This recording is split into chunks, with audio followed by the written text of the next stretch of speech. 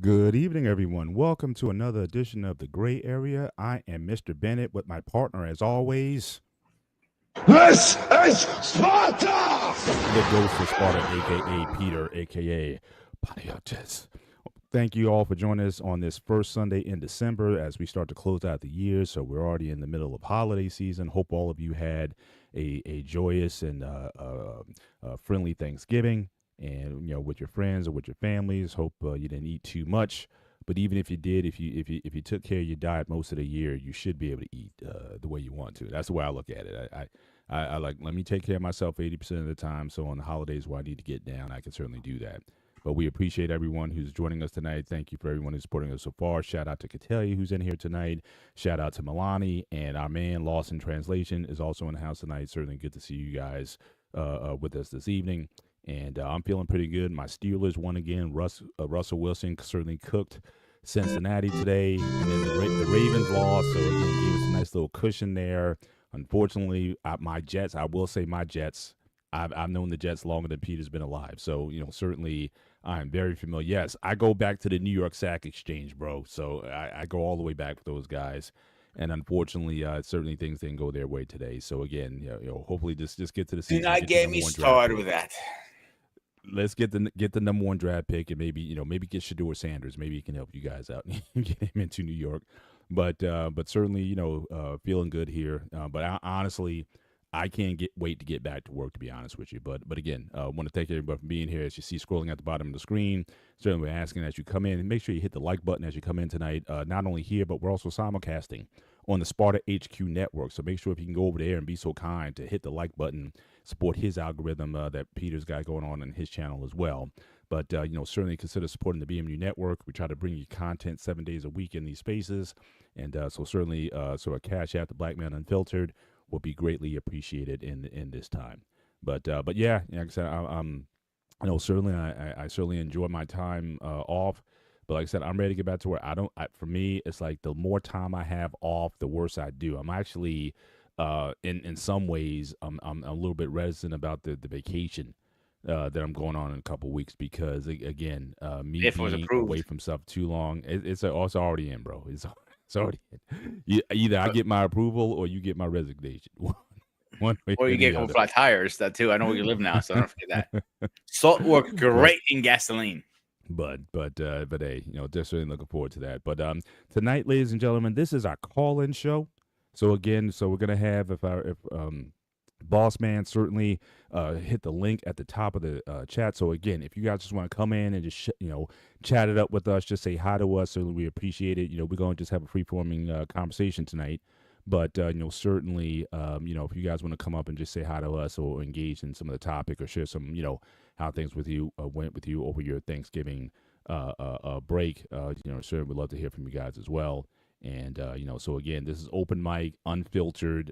We don't know who's getting on. The only thing we do ask, if you do get on, but we're gonna make one exception. All right, we're gonna make one exception. All right, so we've been trying to get Catellia in these spaces for a long time. So Catellia, if you want to come up and just say hi to us, we'll make sure we'll keep the camera off of you. We'll make an exception here, but we'd like to hear from you if you're out there. But anybody who wants to call in, just say hi to us tonight and engage this tonight. To do that, we're only going to be here for a couple hours. One thing about the show is obviously both me and Peter have pretty demanding jobs, and so we want to keep the conversation interesting and complete, but also keep it concise. We're not built to be having those 5-6 hour streams like some other shows do or whatever. So but certainly we encourage people, certainly to join us and just interact with us. But Pete, I want to ask first of all, once again, happy birthday. So you are in your last year of your 30s. This is the end of the line. So this is like the last ride for you. How have your 30s been, and what do you plan to do in this last year before you hit the big 4-0? What do you I have a plan to be plan for that doing? already. All I right, have a so big what do plan. you plan to do in that, and how do you I intend haven't to really spend this set last year? a date for it. I'm not sure I'm gonna do it before I hit 40 or after. Mm-hmm. But your boy's crazy. Thank you, Loss. I am very, very fucked up in the head. I'm gonna say it like that. I'm gonna jump out of a plane. Yeah, I know you talked about that. That's yeah. I mean, I've known people who've done it. You know what I mean? So You should join it's us. not like it's the foreign thing. I don't think I would do it because I Sissy. won't say I'm afraid of heights or whatever, but I don't know. Has anyone in the chat has anyone even dared or even considered jumping out of an airplane? And I know they do it. You know, it's like a guy. It's not you're not jumping out by yourself. You don't do that until you're like professionally trained. But there's a guy. There's like a pilot, if you will, who basically he's the one who's jumping. You're just along for the ride, and they go with you. So, how many people in the chat would even be bold or brave enough to even consider doing that? But yeah, but I don't think it. I don't think it has a high failure rate. I would say that much. So again, your chances of failure are very remote. But boss man, I thought you They would can have join us skydived because already. I'm So going the to do it in military guys Maryland don't anyway. count because I thought military guys don't count. I thought those guys. I thought y'all were doing all that kind of stuff, jumping out of helicopters and planes, all that kind of stuff. So so Braxton the Snake Fiend, he's in here tonight. So again, he says he wants to go skydiving. So there you go. Young guy, wants to. At first, you don't succeed. Don't try. They should put that on the plane when you get there to go to skydive. That should be on the side of the plane, and that should be the logo going forward. So just make sure that you really want to do that. Well, Lawson saying I'm 6'4" and about as high as I'm gonna get. I hear you, bro. Yeah, Okay, but so my plan originally was, and it still is, it's not going to change, because all the guys who are going to jump are in Maryland, so we're going to do it out of Maryland. there you go. So boss man, you're coming now. You're ready, invited. You're locked in, so I don't hear another word because that's your area, the MV area. So CQ's definitely going in. King is a maybe still, because he's above the weight limit because it is a weight limit on that. I know he's. Oh, is that? I didn't know that. Yeah. Yeah, it's a weight limit. So he's a little over it. Indoor. No, they do have indoor skydiving. Lonnie.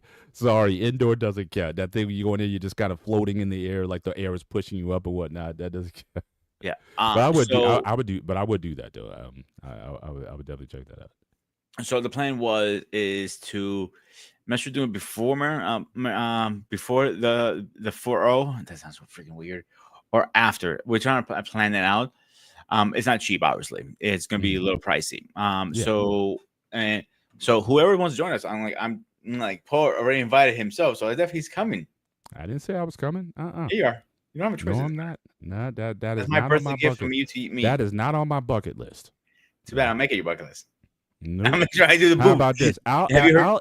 I'll in the spirit of generosity, I will even donate some funds towards your trip. I will live vicariously through your experience. So I'll donate a few bucks since you said it's a pricey thing. I'll give you a couple bills towards your effort. How about that? But nah, I have no interest in jumping out of an airplane or anything else. I don't even want to go like.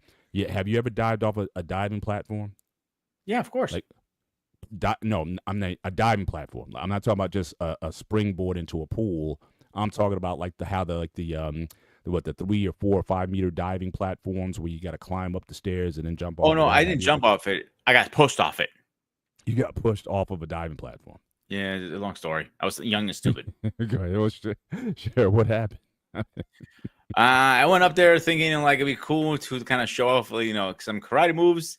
My instructor was behind me, and he didn't like that. He kicked my ass, literally kicked me in the ass, and I went, wee, and I'm like, yeah.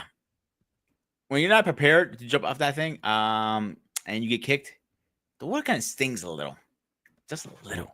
Oh yeah, I mean, especially if you hit your face. I mean, it's like getting slapped. I mean, no, you can hurt yourself. And if you're coming off of, like I said, a diving platform, you're like 20, 25 feet in the air coming off that thing. Nah, that water hurts. I mean, you can do some serious damage to yourself if you don't land correctly. So I wouldn't risk that on anybody. But I don't even want to dive off of that. You know what I'm saying? So I've dived off of a springboard into like a 10-foot pool or whatever. But I'm not jumping. I'm not climbing up that thing and jumping off. That's not. Again, I don't have a plan for that either. So definitely I have no plans for skydiving. But Braxton's in. So Braxton, you might want to reach out to Pete and get his information. So we got Boss Man going We got Peter goes to Sparta going. We get Braxton to Sakes Fiend. Who else is come? Who else is going on this CQ. trip? Like I said, CQ guys are You know, here. it's funny with CQ and CQ. He used to jump out for as a living, believe it or not. yeah, for Because he sure. was an airborne ranger, so that was Right, normal for him. right. So, come on, dude. Like, you need to. We gotta get you in there, man. It's no choice. Like, Yeah. you have to do it. No, no. Me personally, no. Prove me No. wrong, sissy. Call me what you will. That's not that is, like I said, that is not my plan. But again, but I will support, and especially you get video shot of it or whatever. I will support your efforts. In fact, we can start a GoFundMe on this page now to help Pete make this jump, help the Ghost of Sparta make this jump. So we can, so again, I was actually going to worry about as you see scrolling at the bottom of the screen, you see our Cash Apps.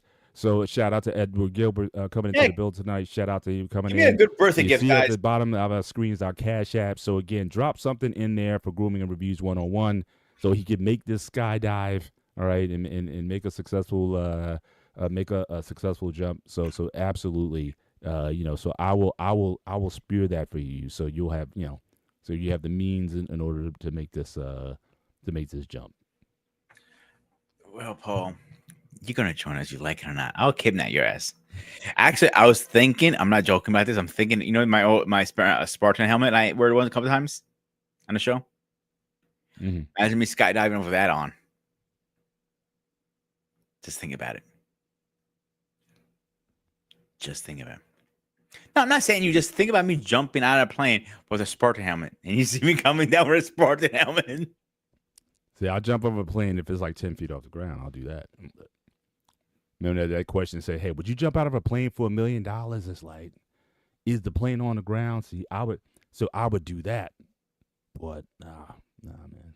I have, like I said, I have no desire. I love being in airplanes though. One thing I would, one thing I've never done, which I, certainly plan to do next year. I've never been on a helicopter ride. That is definitely something I want to do. They're not too expensive, believe it or not. No, right. So like, especially when we go like next year, we're supposed to be going to Greece, or that Mediterranean area. So I would definitely want to, if they have copter rides there, I would definitely like to go take a ride over that area. With that would be dope. So I would, so that They I'm do have them over Acropolis and Athens, all that stuff, but I'm not sure why they run. To be honest with you, and they run pretty often because there are obviously a lot of people who travel and visit Greece. So again, I'm not sure here. I know a ride around New York, I think it's like a couple hundred. It's not that expensive. Indeed. If you think about it, your plane ticket for Greece is $1,500. A couple hundred is not nothing. You really think about it. Exactly. Yeah. So I mean, I would definitely go all in on all in on that. So yeah. So stuff like that, I don't mind doing. There's a lot of scenery worth worth checking out. So yeah. So I would do that. But yeah. But the skydive. There's certain roller coasters I don't get on. I mean, I'll get on some. I've been on Lightning Loops. I've been on, Rolling Thunder and some of those attractions at Six Flags. But it just like when that first drop happens, it's like my heart and everything stays up there, and it takes a while to catch up. That's the fun part, dude. It goes down. My wife used to think it was fun. She was a roller coaster queen back in the day. Now she's lost. She's got the yips now, so she's lost that feeling to do that crazy stuff. Also, is the motherhood of her? Maybe. Not even when my kids were younger. I mean, we would go to because we would take them to Six Flags, and obviously they wouldn't get on the big rides, but they said mom certainly would. Now I would watch the kids, and she would go and do her thing or whatever, and she'd say, hey, that was fun. But the thing that she could do that I could never do. The rides where you just spin, like it's almost like you're like one of the Apollo astronauts where they like spinning you around or whatever, and you come out dizzy. She never got dizzy off of anything. If I go in one of those things, I get mad dizzy when I'm coming out. Mr. Bennett, you can also take your pets skydiving with you. Trust me, mine wouldn't do that either. He's like Scooby Doo. He's the scariest dog that you would think. So yeah, he's certainly not gonna feel good about jumping out of an airplane. He wouldn't enjoy that at all. But yeah, my dog is mad scared. He doesn't like fireworks. He doesn't anything remotely scary. He runs the other way. So very very skittish. So I don't think that would go down. But But yeah, as we start out the show with, again, hope everybody had a good holiday. And again tonight, ladies and gentlemen, this is our call-in show. So if you look at the top of the of our chat, there's the link. If you want to come up and join us and say hi to us and interact a little bit, certainly you're more than welcome to do so. And but we're gonna just have free flowing conversation for the night. And if no one comes, then we'll just keep it moving. But again, you're more than welcome to come up, cam up, and just and just interact with us. But speaking again of the holidays, so again, I know Pete, you want to touch on this a little bit. So again, Thanksgiving. Obviously, a lot of people say Thanksgiving is like their favorite holiday, simply because it doesn't have like the specificity like Christmas or Easter. Those are, if you come from a particular religious culture or background or whatnot, it may not have the same application for people, but it's Thanksgiving seems to be a very generic type of thing where you can, you don't have to be of a certain, religion or whatever. You can, or group or background, it's just an opportunity to get for folks to come together and give thanks and be in a communal setting. So for a lot of people, it's amongst their favorites. Where would you say, Pete, Thanksgiving ranks on your holiday list, and also considering some of the Greek holidays that you may celebrate outside of the traditional Christmas and Thanksgiving and things, Easter, sort of thing? What would you say it ranks in your book?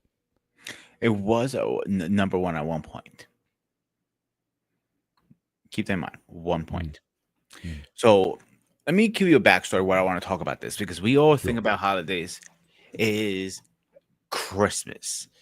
That's the major one you hear everybody like, oh, I wonder what I'm going to get this year, or who I'm going to see. So a few years back, I started a tradition about almost a little bit over 15 years ago.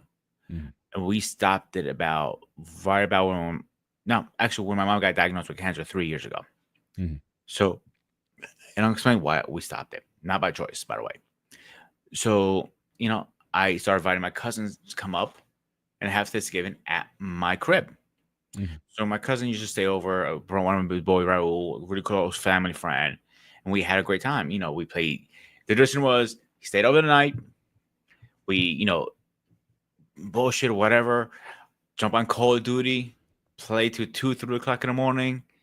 Then wake up, do it again. The next day, eat, go back to and do it again, go to bed, and so on. So that slowly turned into only for a day, because he had other commitments and stuff like that, and that part I was okay with. So when then he started becoming every other year, 1 year at his house, 1 year at my house. Then that's cool, whatever. So when my mom got diagnosed with cancer, I was told to pretty much go fuck myself, and I got to deal with myself. And the whole family tradition, family is backbone. Everybody forgot everything. Everybody forget. Oh, we only come around family during the holidays. What about Monday? What about Tuesday? What about Tuesday, Wednesday, Thursday, Friday, Saturday? What about all 4 days? What's going on, Chef? Going on, gentlemen. That's good, sir. It's good to Can see you hear me? Yes, sir. Yeah, nice and loud. Yeah, man. What's happening? Happy holidays, man. It's my time of the year, man. Thanksgiving and all that kind of stuff. No, I know you be slaying. No, man. Yeah. Oh, yeah. So Go ahead, man. I hear your conversation going. Mhm. I had one of my cousins came up. My wife on my wife's side. She was in our wedding. Like almost 38 years ago. So she was up. She's on my wife's mother's side, and she stayed with us for the week and a few other things from the South. It was nice. It was really nice to have some family around. Everybody was just chilling. We made too much food. I usually take pictures of the food and stuff like that, but I said, you know what? I just couldn't show the decadence. I just couldn't do it, man. I said, you know what, man? People are starving and shit and all that kind of stuff. I said, let me, I guess trim it down. I made this a seafood dressing. It's not a stuffing because it was outside of the bird. Mm-hmm. I just saw a recipe. That says I got a cookbook. Like I see like these and I'm gonna just be quick. I see these like cooking shows, Mhm. and I'm in my Gmail. I have like a tag I put on recipes that I want to keep, so I could search on them. Mhm. And it's really like a cookbook. So every so often I try stuff out. So I tried this seafood dressing with cornbread, crab, and shrimp. Right, the trio of celery and Mhm. onions and red peppers. Mhm. That son of a bitch was pretty damn good, man. I swear, man. It was like I said, man, it was really, really good. Awesome. Of course, I smoked the turkey, I smoked the prime rib. So I was crazy enough to say, hey, well, give me a 10-pound prime rib, right? Just so we could have it. We give a lot of food away. So Mhm. the butcher knows my wife. I know she charms people out of all kinds of stuff. So he gave her 12 pounds. So I Mhm. smoked that son, that son of a Mhm. bitch, man. It was meat for days. It was really good. Mhm. So I mean, I just, it was just the meal was cool. Everything else was good. The football, everything. Yeah, man. Yeah, and I know.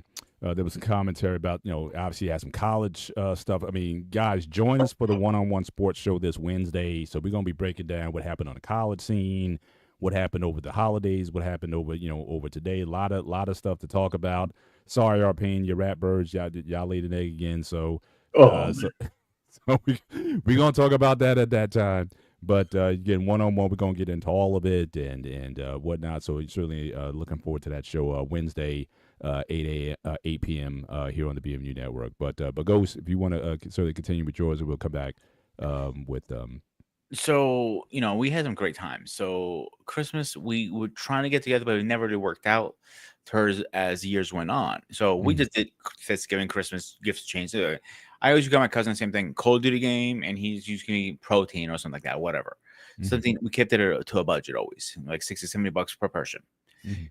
So now with the whole cancer thing kicking in, I'm looking back like, what? Why do we have cancer broke us up completely? But why do we always? And I always complained about this back then. Why do we wait till holidays to see everybody? Why can't I just drive to Jersey, like you, Paul? Like for example, you were like an hour from me.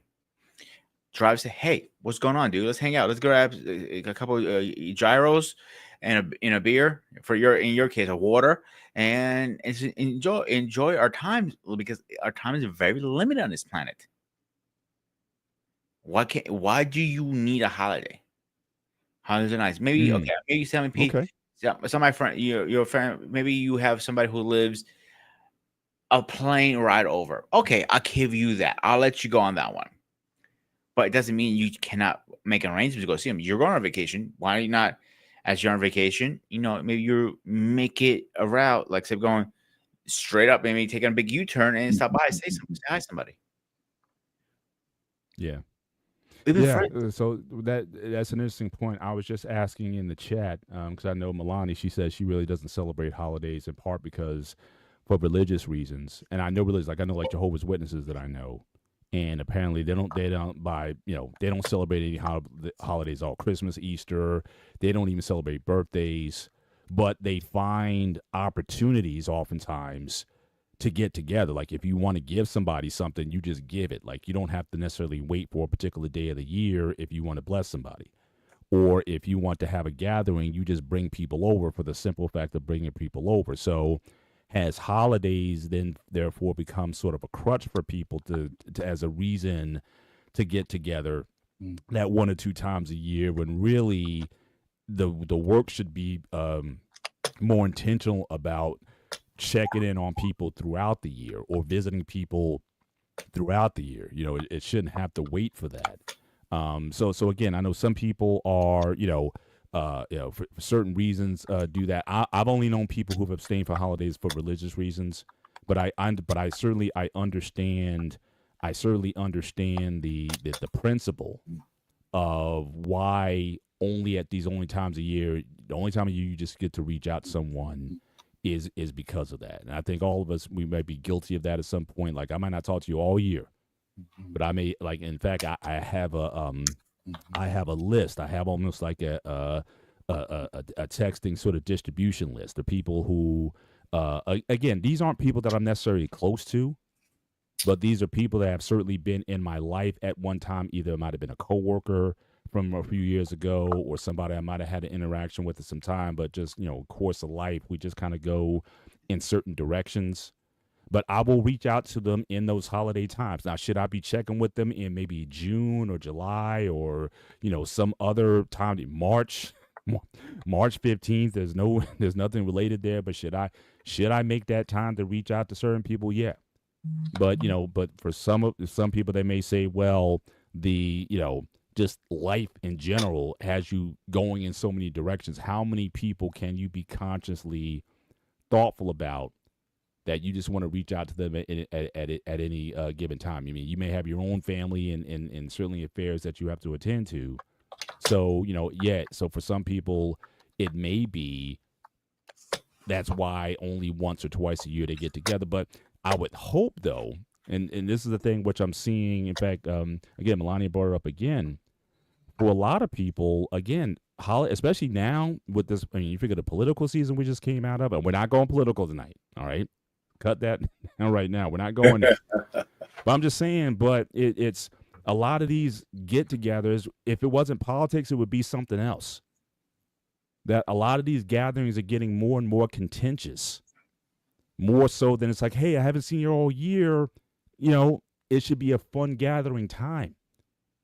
But for more people, that they're having like holidays almost brings about almost like a depression, because it's like, oh, I got to go see so-and-so or whatever. But see, my thing is, I don't put it on the holiday per se. I put that on, the individuals involved. It's like, look, whatever you guys got to squash, y'all need to, bury that beef and then save the holiday for what it was intended for. But if the only time you see each other is on the holiday time and you have unresolved conflict, then yeah, that's going to be a very uncomfortable sort of situation. And you see fewer and fewer people meeting or even hosting or having things like that because of this tension. So I think that the issue isn't the holiday, but I think it's a human problem. It's a relational problem that people just haven't resolved. So what do you guys think about that? You're right, though. Luckily in my family, we got political issues, but when we get together, we can't help make it a celebration. I mean, funerals, weddings,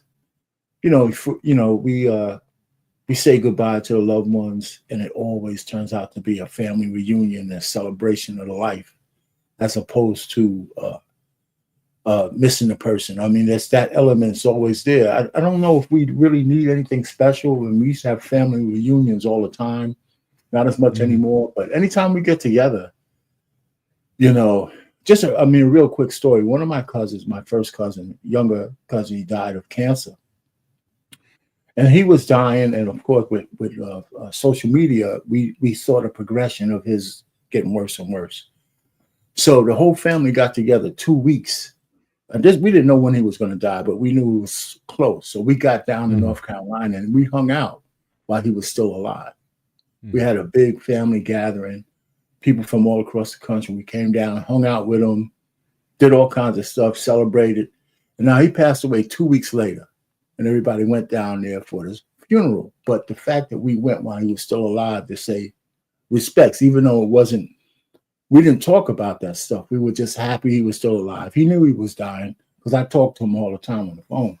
So I thought that was something special, because most people don't celebrate it while you're alive. And he knew he was going out. So it was something poignant. We do that kind of stuff in our family. So, politically, of course, it's the same as everybody else. All the women, they're crazy about what happened. The guy, some of the guys too, but we try not to make that the cornerstone of everything. So right. I didn't know if anybody got excommunicated for Thanksgiving. You know what I'm saying? No, we kept it pretty. We kept it pretty neutral as well. And and my thing is, I think what's good with my family in a lot of instances, it's like we live in the present. So it's like, what's done is done. Now the question is, okay, well, where do we go from here? even if you didn't get necessarily the outcomes that you wanted or what have you. Where do we go from here? So I think a lot of us were definitely more on the progressive side. I mean, like, it's like, this is like when my sports teams. If the Steelers lose, it's almost like I'm over it. I put more drama into the game itself. Then once the game is over, it's like, okay, on to Cincinnati. You know what I mean? So Right, it's not it's not something that I try not to dwell on coulda, woulda, shouldas and what I mean, because I think a lot of that stuff is a waste of time. You have to live in the present day and move on with life, and make the best outcome you can in any kind of situation. So, but Pete, what do you think about that? It's I think that this idea of unresolved conflict in relationships, I think, is what's really and it seems to be, again, in many circles. Again, we grew up, it'd be the house packed. You couldn't get anybody into the house. You had to set up extra tables and chairs in the basement or on the deck or something like that. It was just like wall to wall people. And now it's like if I get like a half a dozen people to the house for anything. Now, again, some of this, I'm sure, families expand and you want to get your own traditions. You want to get certain things going. But what do you think about the idea that, again, holidays is like it's again, we're not getting together, or it's creating further wedges between people. What do you think about that? I think it's a little both. Mm-hmm. The reason I say that because you get closer with some people and things happen and you get that wedge or you get separated. So it really depends. Like it's multiple things from what I see through my families. Like at one point, one turkey wasn't enough for us. Mm-hmm. Because I had people sitting I saw random people from my neighborhood like, who the hell are you and what are you doing my goddamn turkey? So and so for like, okay, just eat, enjoy, whatever. I didn't care. I fed people. You know what I'm saying? People were smiling, laughing, we're drinking, we're having a good time. We didn't care. Then, things kind of got a little down. Like, a lot of my friends who showed up for my Thanksgiving are in the service, so they were deployed and all got restationed, stuff like that. And that I get. That's the hard part, being in service. Okay. But family, like, if you don't like somebody and he's going to be at dinner, I'm kind of like, then talk your shit out. You don't have to swing, just talk your shit out. You're too grown as a fucking adult. Grow the fuck up and be one. Don't like a little child, like, I'm not talking to him. Like, well, I'll grab you by the fucking ear. I'll make you talk now. And like, if I have to do that, I will rip every goddamn hair out of your head by a little tweezer. You're gonna look like a part of your club next, Paul. So I don't care. Holidays are not the time to have beef with somebody. It's to fix the beef. Get closer with somebody. Yeah. Yeah, and I think, but that's the intentionality you have to have in any relational setting.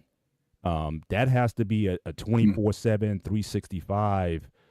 How people messed up food and drinks and music is beyond me. Yeah, but it's that work you have to be doing outside of those things. That I think that's important, and I think just we get so preoccupied with everything else that, again, that we lose sight of those things that are most important. I thought I was actually kind of optimistic coming out of the pandemic that we would be a bit better off, that when people had to be isolated, then you recognize what was really important. It wasn't about consumerism and things like that. It would be about people and relationships. But I know more people who got divorced or broke up, or they didn't, it's like we didn't learn anything. We just went right back to what we were doing before. So I don't know, what if that wasn't a motivator to say, hey, you know what? I can't go anywhere. So, but I do have my phone, and we're from back in the day when you had those call plans, right? So you could only call at certain times, but you can call anybody anytime you want, unlimited minutes, and be like, you know what? If I got to be home tonight, then hey, you know what? Open up that phone book or whatever, and just call those people up and say, hey man, I haven't talked to you for a while or whatever. Hey, what's going on? How you guys holding up here? Has family okay? Blah blah blah. But did that happen in mass for people? Did people use that period of isolation as a reason to reconnect? I think, Mr. Bennett, I think that I think more people did than we then we know. I hope think so. that the bad news is the stuff that travels more. So we'll hear about the breakups and all that. One thing we did find out was that people need people to be around. Mm. We found that out, right? And if it wasn't for technology, it would have been 10 times worse. If that pandemic would have happened in the 90s or the 80s, this country might not be the same. The fact that we had technology, we reached out to each other through technology. Yeah, and it wasn't, and that was only 4 years ago, and it is still not as good as it would be today. But it was good enough for us to be disconnected and connected, right, by electronics and technology. And I think that made a lot of difference. Mm. I really do. I mean, I wrote a piece on that. I think technology saved us because even if you were in your house cocooned, you still could reach out to the people you love, right? Yeah. You know, Yeah. so And Zoom it blew up obviously as a it created stop. these places for conversation. If it wasn't for that, we wouldn't know each other. I don't think right now. The three Yeah, the three of yeah, us, I wouldn't have the I opportunity to meet totally you agree with you. gentlemen right. in person. So certainly I think it definitely created a positive space for new people to interact. Because some people stay in your own circles and lanes, but again, other points of Mhm. view, other perspectives, other life Hmm. experiences that you're able to have with people. So I think in a lot of ways, Absolutely. it definitely had its benefits. I agree with that 100%. Yeah. And the one thing about holidays, people think about the gift so much. It's not Yeah. about the gift. It's just showing up and then being around people. Like I think people were asking me just recently, like my birthday, like, what can I get you? Like nothing. Just go have a bite. That'd be cool with me. Yeah. I'm not a big, one, I like expensive shit, so that's not gonna, I want you to spend money on me like that. And B, just hang out with me is more important. Hmm. I remember a few years ago Yeah. when I was with one of my exes, and I got her a kid for Christmas. She really wanted earpods. For a kid having earpods, yeah, I'll get them, whatever. But at the time, my budget was a little less what I could afford, so I got her. I don't say knockout versions; it's a different type. They're a really good company. Everything was fine, and I remember I was in the other room, and she was next. The walls are very thin; you can hear her. She was talking shit like, "I can't believe this motherfucker got me knocked out. He's a piece of shit." I'm like, "Wow, really?" Like technically, officially, I don't have to buy you anything. There's no rules because I'm banging your mother, meaning I have to buy you shit. I can say, fuck you. I'm not buying you shit. You're not my kid. It's not my problem. Mm. But you can talk shit. And I called her out and she was like, oh, I didn't say that. Like, yeah, you did. Yeah. Yeah. Now that, I mean, and obviously that's an interesting aspect to this as well, because again, but this is the capitalist country that we live in. Every holiday, in fact, the major I think the major reason for any holiday is basically has something tied to consumerism. Why something becomes a Right. national holiday?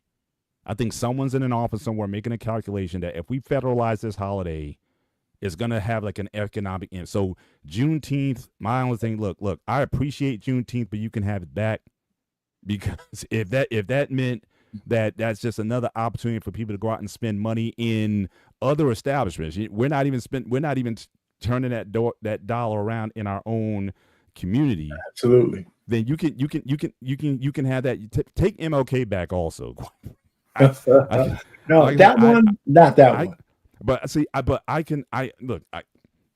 think there's a way you can certainly honor, because I mean, it depends what you do with it. Because MLK, if that's just a day, look, I'm just going to sleep in till noon or whatever. I'm just going to get up. If you're not going to do anything, if you're going to go and like do some sort of community service or something like that, or teach or do something, but to have some substance, or maybe go down to DC and go to the African American Museum Yeah, or the right. monuments or something. If you're going to make it something like that that's worthwhile, like I say, yeah, but there's so much consumerism tied to the material thing.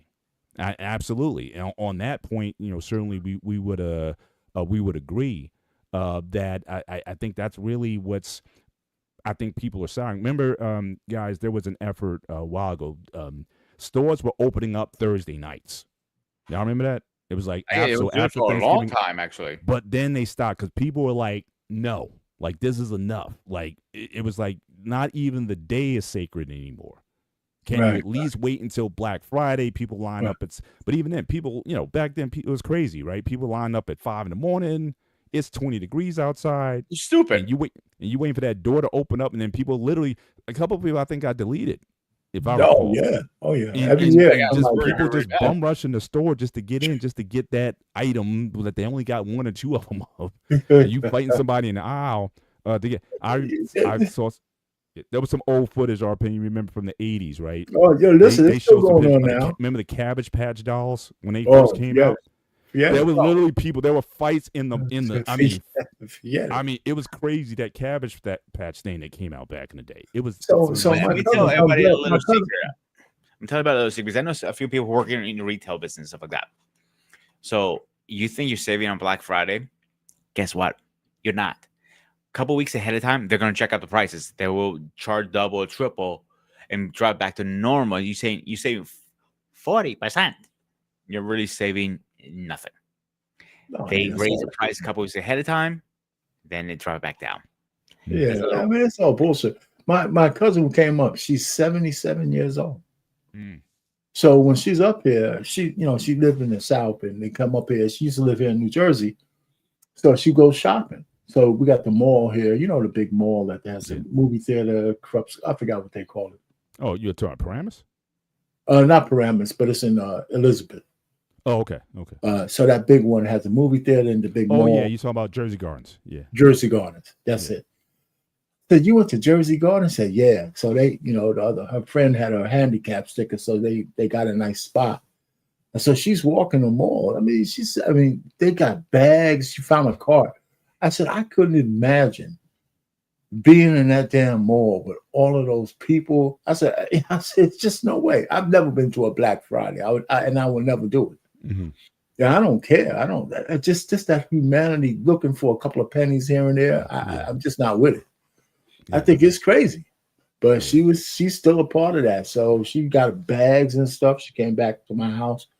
I said, every time I look in the living room, some more bags. She said, So she's taking them back down south with her. That's funny though. I mean, just on the side note, she lives in a town where my wife is from, and she's from, and my wife's parents are from, and grandparents. But the town is named after the slave master. Mm-hmm. So if reparations ever come, I don't have no trouble. They're full FBA. So that's the only thing I'm saying. My wife was full FBA. I could trace the shit right back there. Give me my check. I'll leave it there. I'm only joking. Okay, so up here in PA, I went to Black Friday twice. Like one because I never done it, so I thought, hey, it'll be an experience to deal with it. Very mild, but that's when they were opening still at 4 or 5 o'clock in the afternoon on Thursday. Mm-hmm. So it wasn't really, Black Friday shopping. It was Thanksgiving shopping, in my opinion. Mm-hmm. I think they stopped it right after COVID. I think I'm not mistaken because they realized they wasn't making money. The second time I done it was like with one of my exes because I never done like we can go. It's not a big deal. Like you're not gonna see anything crazy. It's just mostly shopping, and we did it. It was like okay, but here's the funny thing about Black Friday. I'm gonna tell you why is a buyer's or a business thing more than anything. Black Friday is an American holiday, don't you think so?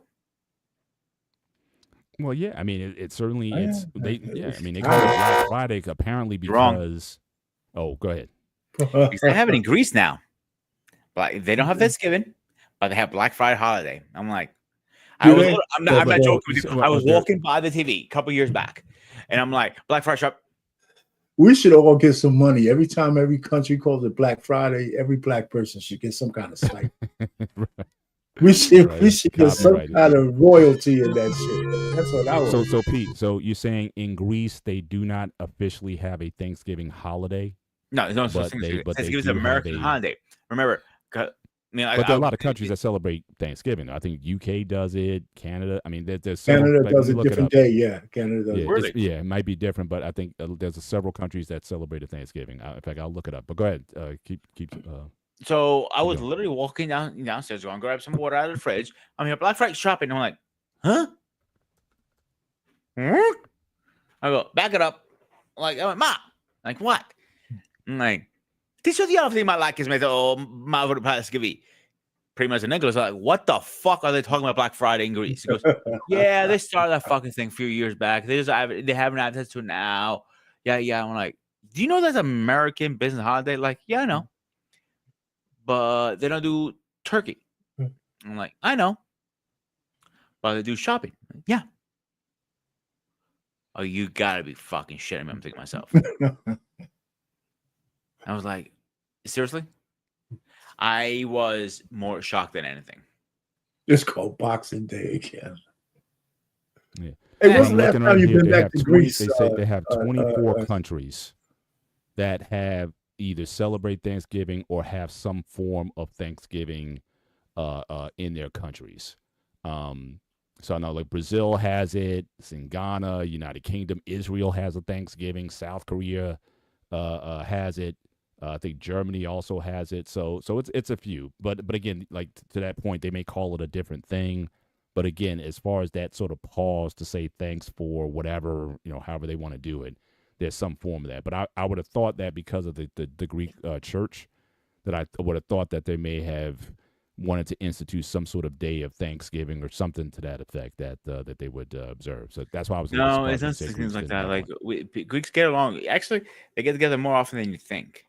They don't need a holiday or birthday. They get like, hey, I have nothing going on. Like someone's cooking. Like, hey, provide this person this one. Like people get together all the time down there because a lot of them live in the same, vicinity, Mm-hmm. same town. So you're going to get that one often.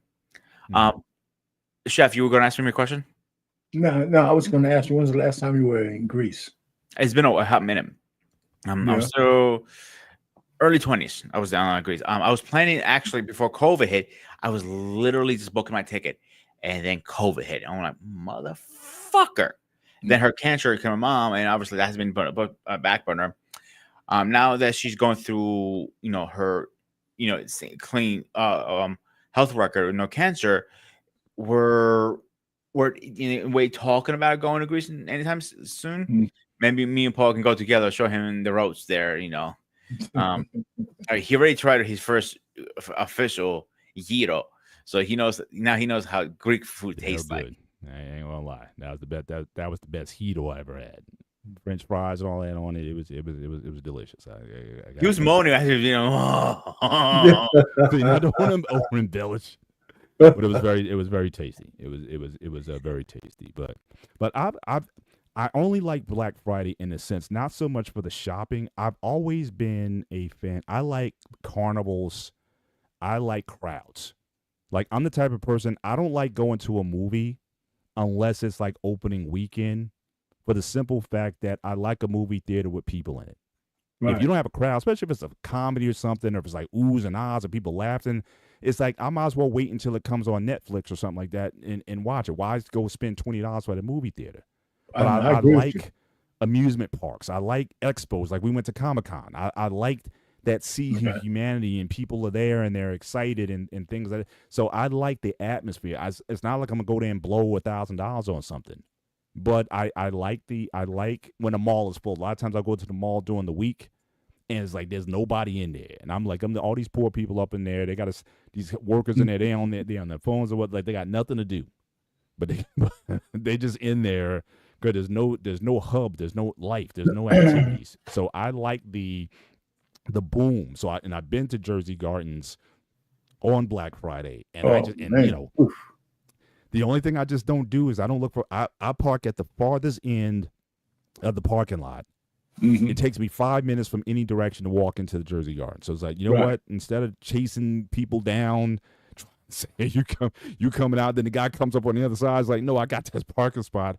I'll park over here, but there's like nobody parking, and I'll just walk over. It's not a big deal. It's probably getting a little exercise in at the same time. So I just like I like energy. I like people in a space where everybody's doing their thing. So I don't mind the environment, but again, when it gets excessive or when people are like waiting in line for for hours just trying to get something, I mean, at that point it's like, just to buy something I don't like, but I do like the environment.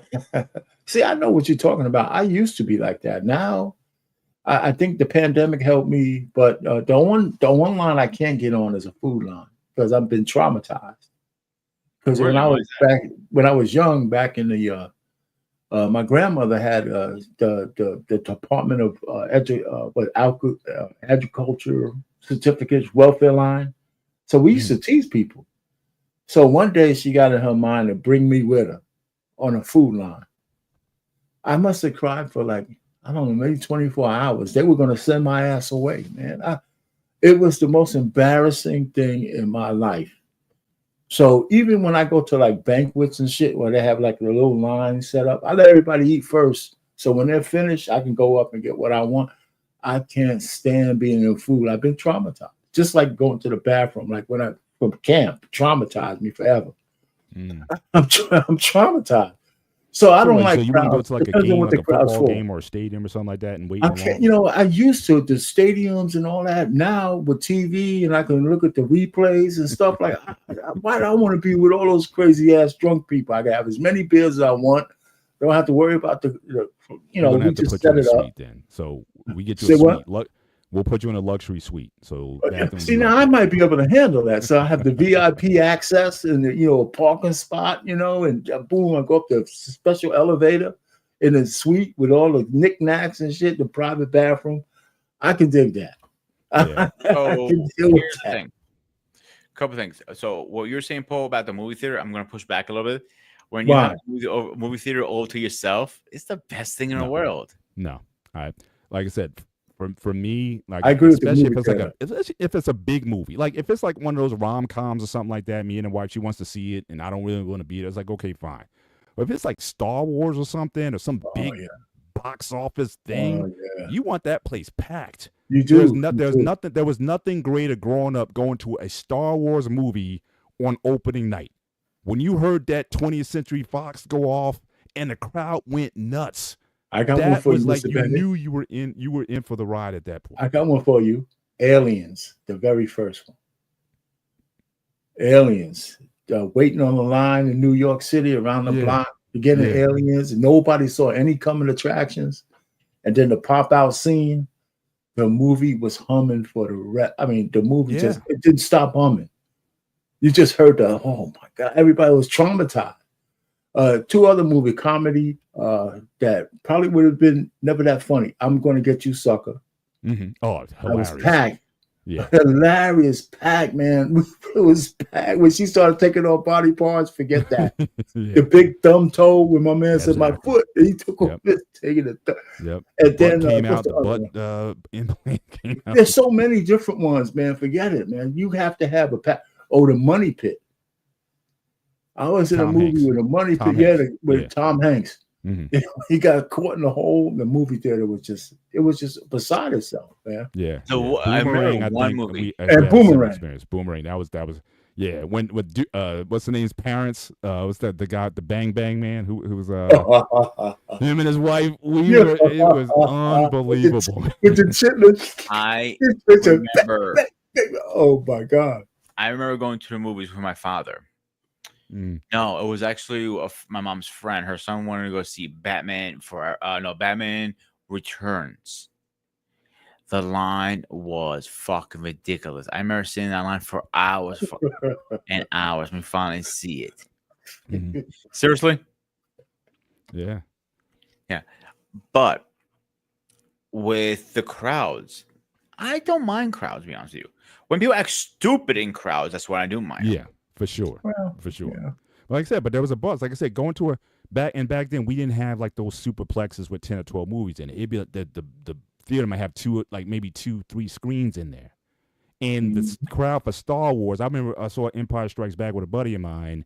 We were 3 shows in line. In other words, they were like backed up. So there was a show, a crowd in front of us that had to get in, and then another one after that. But again, it's not like you had a bunch of options to go to like the Metroplex. It was like very rare when you had those to go through, and some of those were like drive-ins. You still had drive-in theaters and whatnot. So again, you didn't have as much. So you just accepted it for what it was. But you were excited though, and you could tell there was a buzz in the crowd because everybody wanted to be there, and nobody was saying, "Oh, I can't wait to his lines. Oh, I want to go home." Nah, in fact, you talking about the last movie with the people who everybody. Were there. There's another one, Mr. Bennett, and then this one is a little downer, but The Passions of the Christ. Watching that movie in a packed movie theater with the people, oh man, I mean, you just people were outwardly crying throughout the whole movie theater, man. Yeah. It's It was funny you it- mentioned this. Like my old priest, not my current priest, not Father Cosentino, and a different one that was at the church. And I was really good friends with his son at one point. And we were talking about it. He goes to me, dude, my father doesn't really go to movie theaters because it's a religion thing and some of them are anti-religion. Yeah, yeah. I go, yeah, I understand. I go, but he actually went to see Passion in Christ, and he goes to me, that is so close to the Bible, it's not even funny. I'm really. And even a priest goes to say, "Oh my God!" But a funny story on this actually is having lunch a couple weeks ago with Father Cosentino, and he knows a federal priest of his. He's the biggest. Biggest Star Wars fan in the world. He goes to. I'm like, I looked at him like, I went, Father, with all due respect, I'm about to sin. I'm like, oh, here we go again. Don't you dare curse. He goes to me like, are you fucking joking me? And he goes like, I told you not to curse. I'm like, you're gonna forgive me no matter what, Father. Come on, let's be honest here. He goes, I hate when you're right, but yeah. But we're like, I thought it was the funniest when I heard another Orthodox priest. It was a huge Star Wars fan. I'm like, how big for you? Like, he collects lightsabers. I go, really? I'm like, that's interesting. Yeah. So yeah, I think it's kind of ironic in a way. The only new thing I do appreciate about the theater is certainly buying your ticket ahead of time. So you have your seats already there, so you don't have to wait in line for hours or whatever. You just show up when the thing starts. So that I certainly And you think can pick your seats too now. Yeah. Yeah, so that's probably the biggest improvement that I've seen, certainly in experience. But yeah, but certainly I want to go back to what you were saying earlier, Ghost, about the gifts and how much on the gifting part. Again, I think a lot of it has to do with, again, how do you spend your year? Because for me, I'm kind of like you in that I don't necessarily need gifts, because anything if I see something, I just get it. Or if I think my wife or my kids, if they need something, I just like, here, I just thought you would need this, or you might have mentioned that you need it. So look, boom, here it is. I don't necessarily have to wait for it. So I even told them, it's like, my daughter, I bought some things, and my daughter, I think she preemptively, she bought it for me. It says, look, you don't have to, you don't have to give me no birthday, no holiday gifts this year, or whatnot. I'm good. Like I literally, I don't have a wish list. I don't have a whatever. And if anything, I just tell him, because I got a nephew of mine. He just had another kid, and fortunately, unfortunately, it's not. But obviously, he's going to need some stuff. So I just told my family, say, look, if you got to think about anybody this year, think about your nephew or those kids who needs. And that's the thing too. I think what's also happening is, back when the gatherings would get, you happy more kids. Now it's like there's fewer and fewer kids to sort of dote on. And I have friends, like all my friends' kids, they're all grown now, right? So it's not like but we used to get gifts for everybody, for his kids, my kids, and they'd be like this gift exchange thing kind of going on.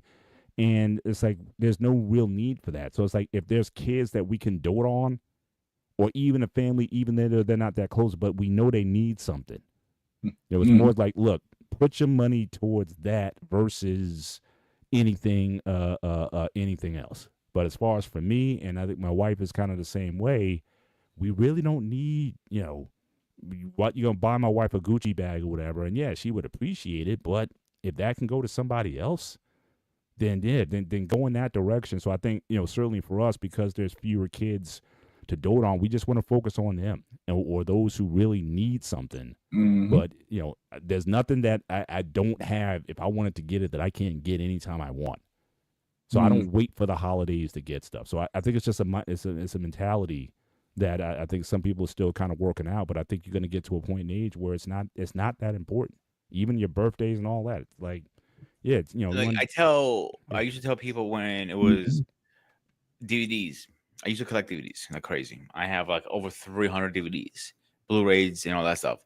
And I go to someone like, listen, you want to give me something? You're so hard-headed, you're not gonna listen to me, don't give me nothing, you want to get me something, okay, and get me a DVD. Very simple, very not too expensive, not too cheap, right in the middle. Okay, I can do that. I'm like, and it's very simple. I'm not a big fan of gift cards. They're a safe route, but I like when if you put a little thought behind the gift. Like, and I appreciate that. Like, even you got me, I don't know, a case of Mountain Dew, for example. Okay, that's my favorite soda drink. You put a thought in it, or seriously, Look, I understand. he's on a fucking roll tonight. You got to you got to get to a certain maturity, I think, when it comes to that. But my kid, I mean, my daughter, she came up with a list. I was like, really? I mean, she'd be like the other way around. This is my middle one. She's out of anyone, she's probably the most material out of the three. Bunch. But yeah, she's a diva. But it's something you just get to. It's like, nah, I'm good. Like I like window shopping. Like I'll go around. Like I'll go to Marshalls, which is like my vice. I admit that Marshalls is my vice. I'll go to Marshall if I'm within like 100 yards of one. It's like, oh, there's a Marshall over there. I'll look at my wife's like, she'll be like, go ahead. You want to go there.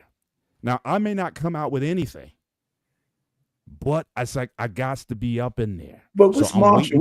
What's this? They have a variety of stuff, right? Yeah. But it's like, but they don't have like a season of selection. It's almost like a flea market. You go in there, there's stuff that once it's gone, it's gone. They're not gonna like restock something once it's off the shelves or whatever. So you either go in there, you find something.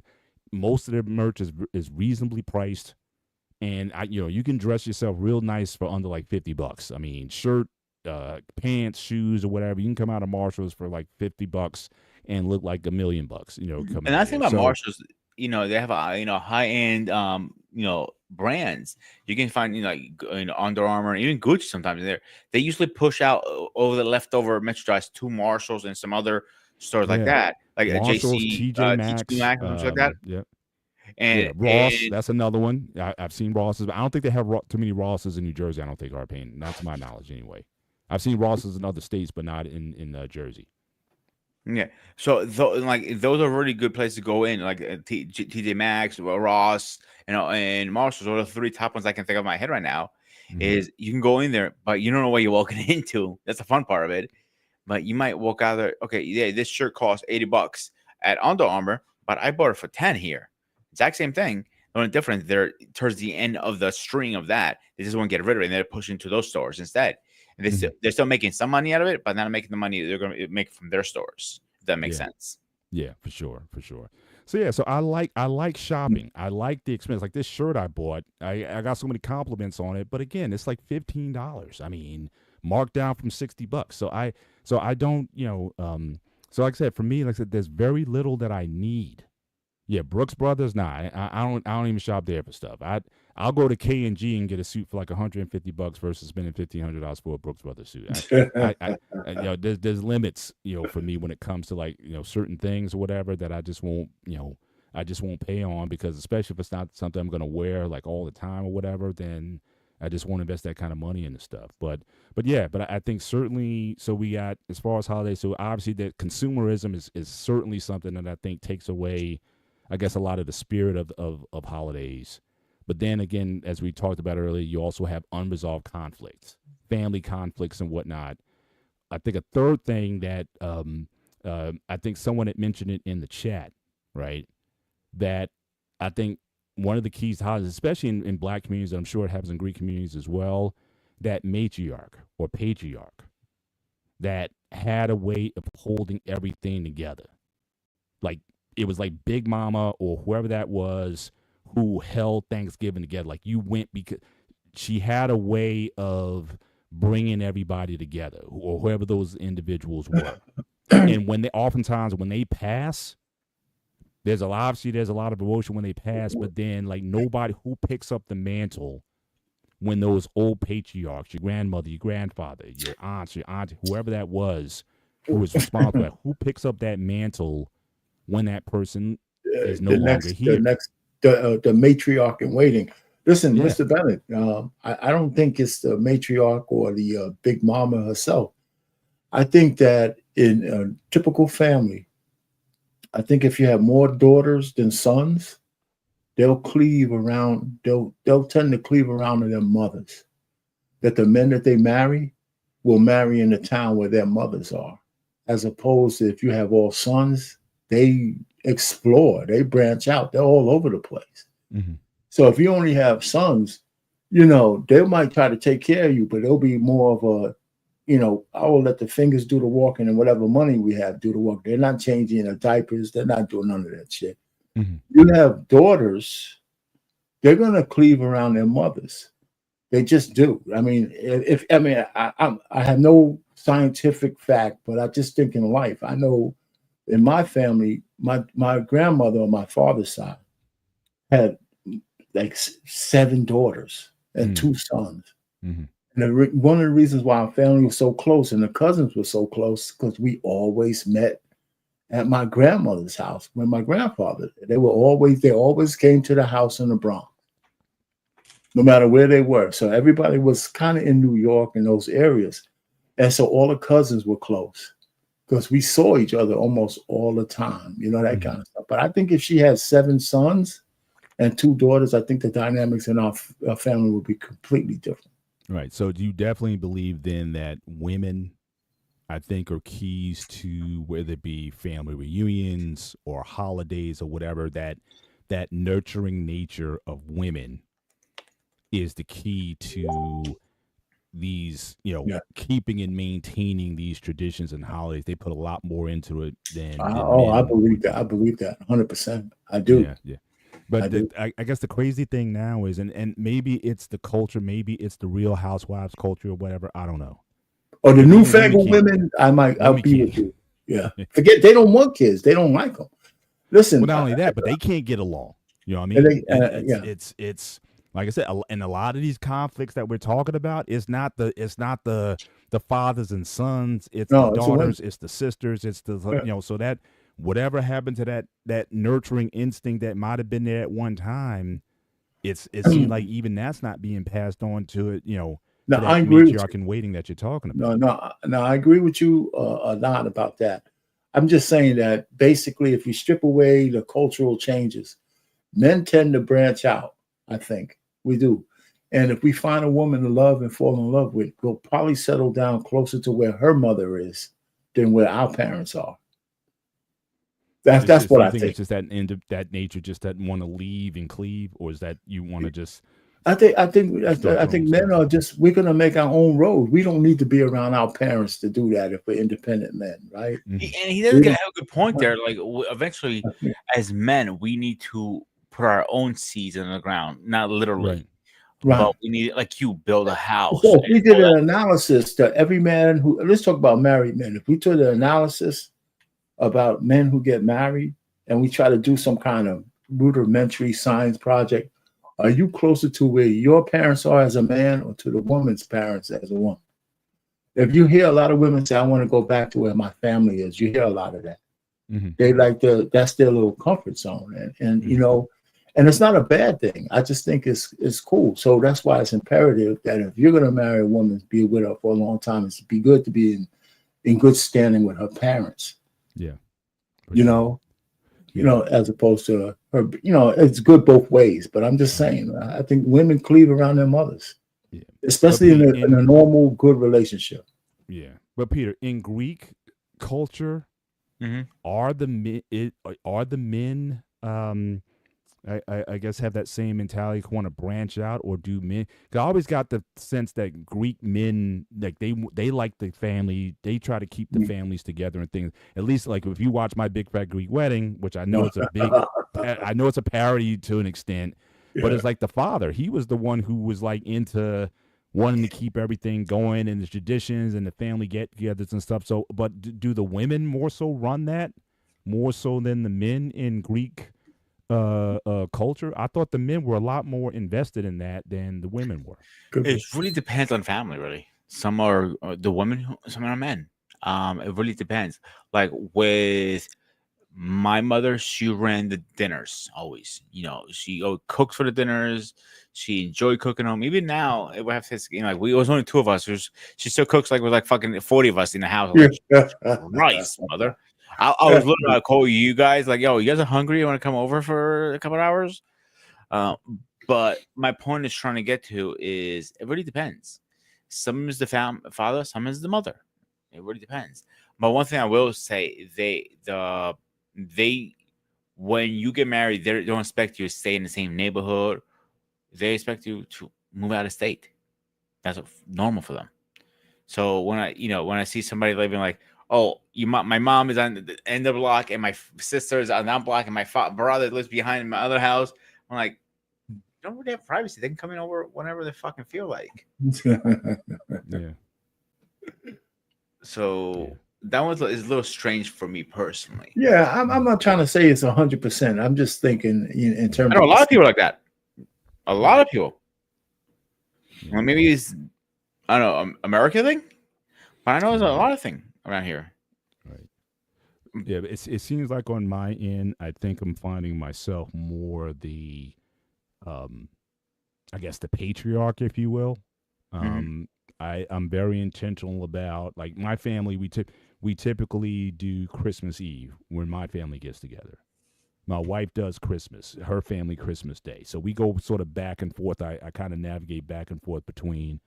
Also in the summer, we typically have a cookout. Like in late August, I have some sisters. They come in from Vegas or whatever, and we get together and stuff. So my house is generally the hub of activity when it comes to things. But I do feel a sense of ownership of that. I do. It's like when, when folks are there, like I said, my nephew just had a kid. I was like, look, bring him around.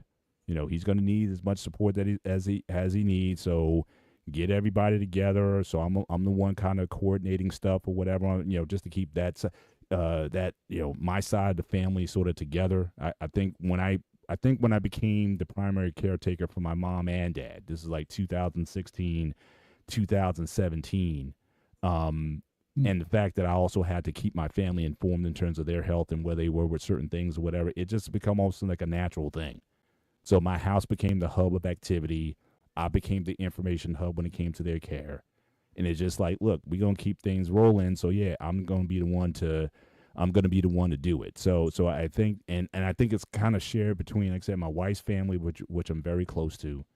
And I think we just kind of, so both of us, we kind of look at ourselves as that hub of center for both sides of our family when it comes to gatherings or whatnot. And and it's something I enjoy. I enjoy seeing people get together. Growing up, Christmas Eves at my sister's house was like the best thing going. We had that tradition running going for like 10, 15 years.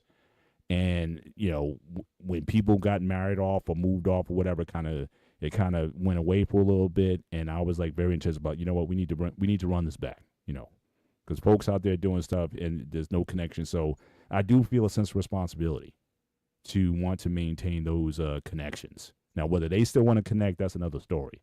But my door is always going to be open when it comes to that kind of activity. No, I agree with that. I mean, like I said, I keep the family tree for our family on my father's side. Yeah. So when growing up, Christmas Day, Christmas Eve was going to Jersey because we lived in New York to see family friend of ours, Billy.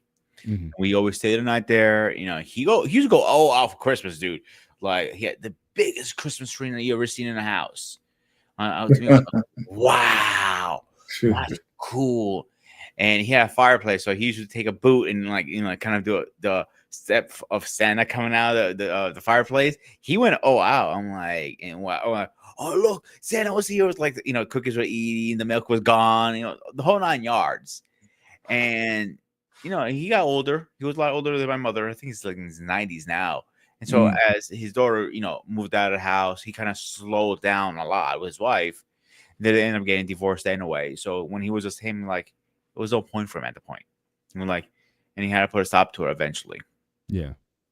Yeah, a lot of times it's like when a person dies, or if that was like the main hub of where it is, a lot of times that stuff dies off because that link isn't in. That's how I was talking about Big Mama or whoever it was, or Big Daddy's house or something. Mm-hmm. When that falls off, there's we don't necessarily teach that. I mean, or intention about, hey, something happens, y'all gonna either this person's gonna pass it on, or y'all gonna work together in some kind of way to kind of keep that keep that going. So it definitely saps a lot of life out the room. And I do enjoy the traditions, to be honest with you, Paul. I like to expect you guys come over X, Y, and Z days. Like, even it's not Christmas. I would say we do a different day. Let's say we, because we all three of us were living in the same, at least in a, in And David, if you had that, all four of us, we are living like in an hour, 2 hour window. So we all can get together like once or twice a year. Let's say have a romance or guy romance or whatever you want to call it. Just have dinner or lunch, and Paul is gonna pay for the whole meal because he's as generous. But Yeah, I think I'm joking. We did the double last year at our house. We did Christmas Eve and Thanksgiving. We were warmed out. In fact, the day after we went down to an AC. We got a room at the Borgata, $99 a night. That's nice. Stay down there for 3 days. Yeah, because in the winter there's not, and it's dead down. I mean, like once April starts or like that spring season open, then the prices jack up. Then you can't get a room for like under $400 or $500 a night down there. But it's winter time. At the you can get any of the Borgata, MGM, all those hotels, 119 a night down there. So that's what we did. We was like we pack up, and all we did was just veg out. We didn't go to a lot of we just hung out in the room and did no plan. The only time we went out was to get something to eat, and we worked out in the morning. That was it. And we just kind of so yeah, it was definitely a way to kind of decompress from all that activity. But yeah, when we kind of get to this day, we still kind of get amped up for it. We like again bringing folks together. So that's just been something that that's funny though. You mentioned the hotels, man. That's true, man. Me and the wife, man, we'll take 2 suitcases worth of wine and knickknacks and stuff and hit a hotel for like 4 days. Maybe scope out some restaurants in the area if the hotel has a good restaurant in it. Mm-hmm. But we'll stay in the room, man. We have it all lined up. Mm-hmm. Wine and this and that. We just chill, man. Room service, whatever. We just to get out of the house, and it's cool, man. I do that. We do that all the time. No, man, I got like 1 million points in I think IHG points. Yeah. Got 1 million points. Wow. Yeah, from working a lot of that time. I mean, I just got a lot of points, man. I'm starting to use them a little bit, but they're transferable. they're transferable, but you got to transfer them. You lose a little bit, but they don't run out. Gotcha. Nice. So yeah. So to get out of Dodge a little bit, that's cool. But we got about a half hour in the show. Actually, I wanted to kind of switch gears if I could. And again, this wasn't planned. I was actually having a little back and forth with BMU prior. I saw this clip that I saw, and I know Ghost, you kind of talked about a little bit when you were kind of like acting in a role like as a stepdad and dealing with the kids, and sometimes their attitude sometimes, and it got me thinking about this subject a little bit about again dealing as a step parent. So there was this clip from this film. And boss, and if you're still back there, if you want to show it, and again, this is fair use. So again, we mark this as fair use, and just want to talk about and get your feelings on this one. That see if you can talk about this a little bit. So here we go.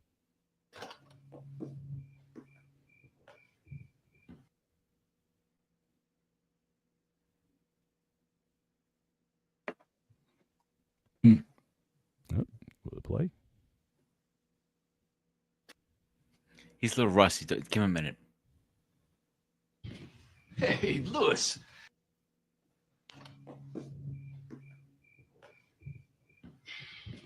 Hey, Lewis. How you doing, buddy? Talk to me about punching my son in his chest. Wait, what are you talking about? Go ahead. Take a look. I bet you didn't know about your husband's approach to parenting, did you? Did Jamar tell you what I found in his school bag? You do not slug a 13-year-old boy for carrying a little weed. Or what, you wait until it's a little smack? Did Jamar tell you that he shoved me first? Yeah. Wow. He hit me first. That's very adult of you, Todd. He shoved you because you told him he was a worthless piece of dirt. I will not tolerate any kind of drug use under my roof. And I will not tolerate you demeaning and striking my son. Well, that sounds a lot like a threat to me, Lewis. Not good for your probation, buddy. Okay, Lewis, why don't you take Jamar back to your mom's? I'm going to talk about this in the morning. Okay, Todd, you and I both know Jamar is a good kid. Now, I'm not one to disrespect a man in his own home, but Jamar is my son. So how about I talk to him about the drug use from my own personal experience? And you keep your hands in your pockets. That sounds reasonable. On Monday, I want to talk to you about some kind of joint custody situation. Okay, on Monday. Right? Okay. Jamar, why don't you pack a bag? You're gonna stay with your father for the weekend. No, Danetta, don't patronize him. How's he gonna afford to feed him? Jamar, just go pack. No, seriously, Danetta. They both need to hear this. If Jamar disobeys me, if he disrespects me, I will discipline him any way that I see fit. And considering the fact that we can count on one hand the number of times that you've contributed to the well-being of your son in the past 4 years, I don't think you have a say-so here. Now, you kindly leave my house. You will not tell me how to raise my son! Get off of me! Go, please. Jamar is safe with me, I swear to you.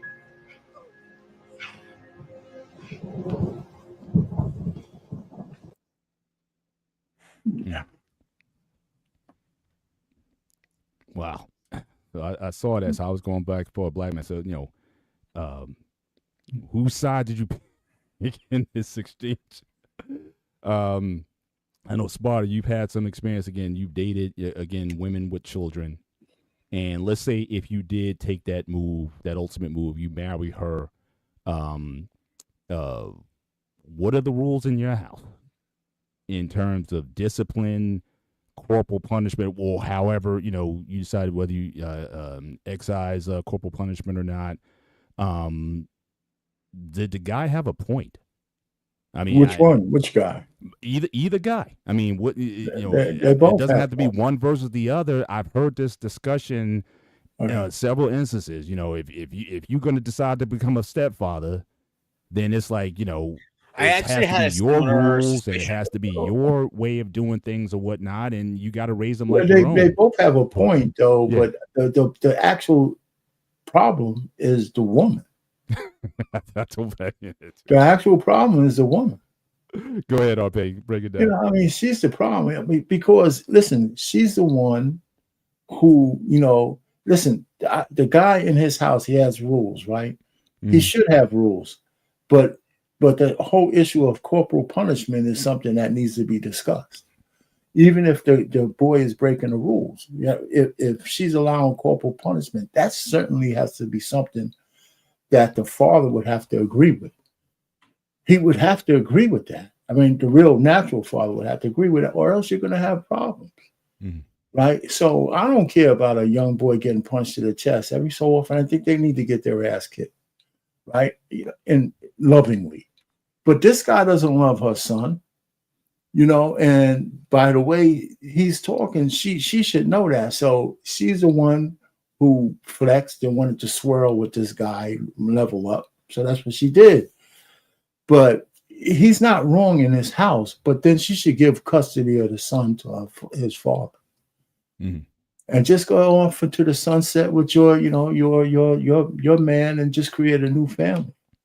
I think that's the easiest one. Now, and then the father is right, but he got goaded into hitting this dude, and the dude did that on purpose to get him out of the way if he's on probation. And they made sure that they said that in that piece, that this guy has baggage. Mm-hmm. You're right. So he reports that this guy's going back to jail and all that other shit. But I blame it on the woman. I blame a lot of it on the woman, because when you have a son, you have, and it's not worked out between the two men, she's the arbiter of that, right? She has to somehow put her foot down to her new guy that you can't touch my son. Or my son, if you can't live with my son and he's disrespectful, she's got to be willing to give that boy to his father. Mm-hmm. His natural father. And she's not willing to do that. She wants to be like most women, they want everything their way. Mm-hmm. Right? You can't have both, you can't have it all. So it's going to always be conflict, because in his house, the white man's house, and I say white man, that's only because he's a white dude, was the new husband, make sure it that way. He's got a right to want rules in his house. He has a right to have that. But you can't hit my son. You can't, or my daughter for that matter. So It's a tough deal. It's a tough deal, but I blame a lot of the arbitration on the woman in terms of the fact that she didn't get that shit straight by moving on and trying to keep her son and bringing him into a house with another man. Mm-hmm. That's my take on it. Ghost, what was your views? And we're seeing in the chat also. Certainly, we're seeing some we're seeing some pushback. Guys talk about you don't do that in my house. But then again, boss man is like my house, my rules. So Ghost. Hey, okay, hey, Mr. Bennett. Yes, sir. Can y'all hear me? Yeah, I'm at the gas station with my son. I had to chime in on this one real quick. Yes, sir. Because let me tell you something. And I'm gonna be frank. If things don't work out with me and my wife, she moves on and marries a white guy, and my son called me and tell me this man then punched him in the chest, Mr. Bennett, there will not be any talking. Because like Arpane just said, me and you did not have a discussion about disciplining my child. So if you go off and then you're gonna look me in my face like I'm some kind of punk and tell me I'll do it to him again. Oh no, sir, no sir, no sir. I will beat the shit out of him all over that house, and I'm gonna punch him in the chest. As soon as I get there, I'm not talking. As soon as I get there, I'm punch him in the chest. As soon as I get there, because you had no business punching my son. Now, as a man, you want to call me and we have a sit down and we have a discussion or whatever. Like Boss Man said, his house is rule. If Boss Man married my ex and Boss Man punched my son in the chest, it's gonna be a problem. I'm gonna go to Boss Man house. We're gonna tear that motherfucker up. Okay. Yeah, I mean that's certainly a view. Now, even let me ask you this question, baby, if you know the future husband of your ex-wife just grounded him, told me he took his cell phone away, would you still beat the shit out of him? No problem at all. But because I think when if you're co-parenting, I think all parents, if I marry someone new and she marries someone new, we all four should sit down and work out what's going to be best for the child when it comes to discipline. So we'll already have that at the beginning of all the relationships. We already have that in state. So if I tell you and you tell me, hey, I'm not gonna put my hands on your son, but if he does something, let's get together and discipline him, as a team across the board, then we're good. But if you just go off the route and get a temper and punch my son in the chest, I'm gonna beat your ass. Mm-hmm. And you have a great point there. I'm not going to disagree one bit. I will not back you up on 100% on that. The only time I will put a little pushback is if you were not in the picture at all, and that is a situation too. And then all of a sudden, oh, I'm here. You were gone for a year, and all of a sudden you're going to show up. Fuck you! Get the fuck out of my house. I agree with that.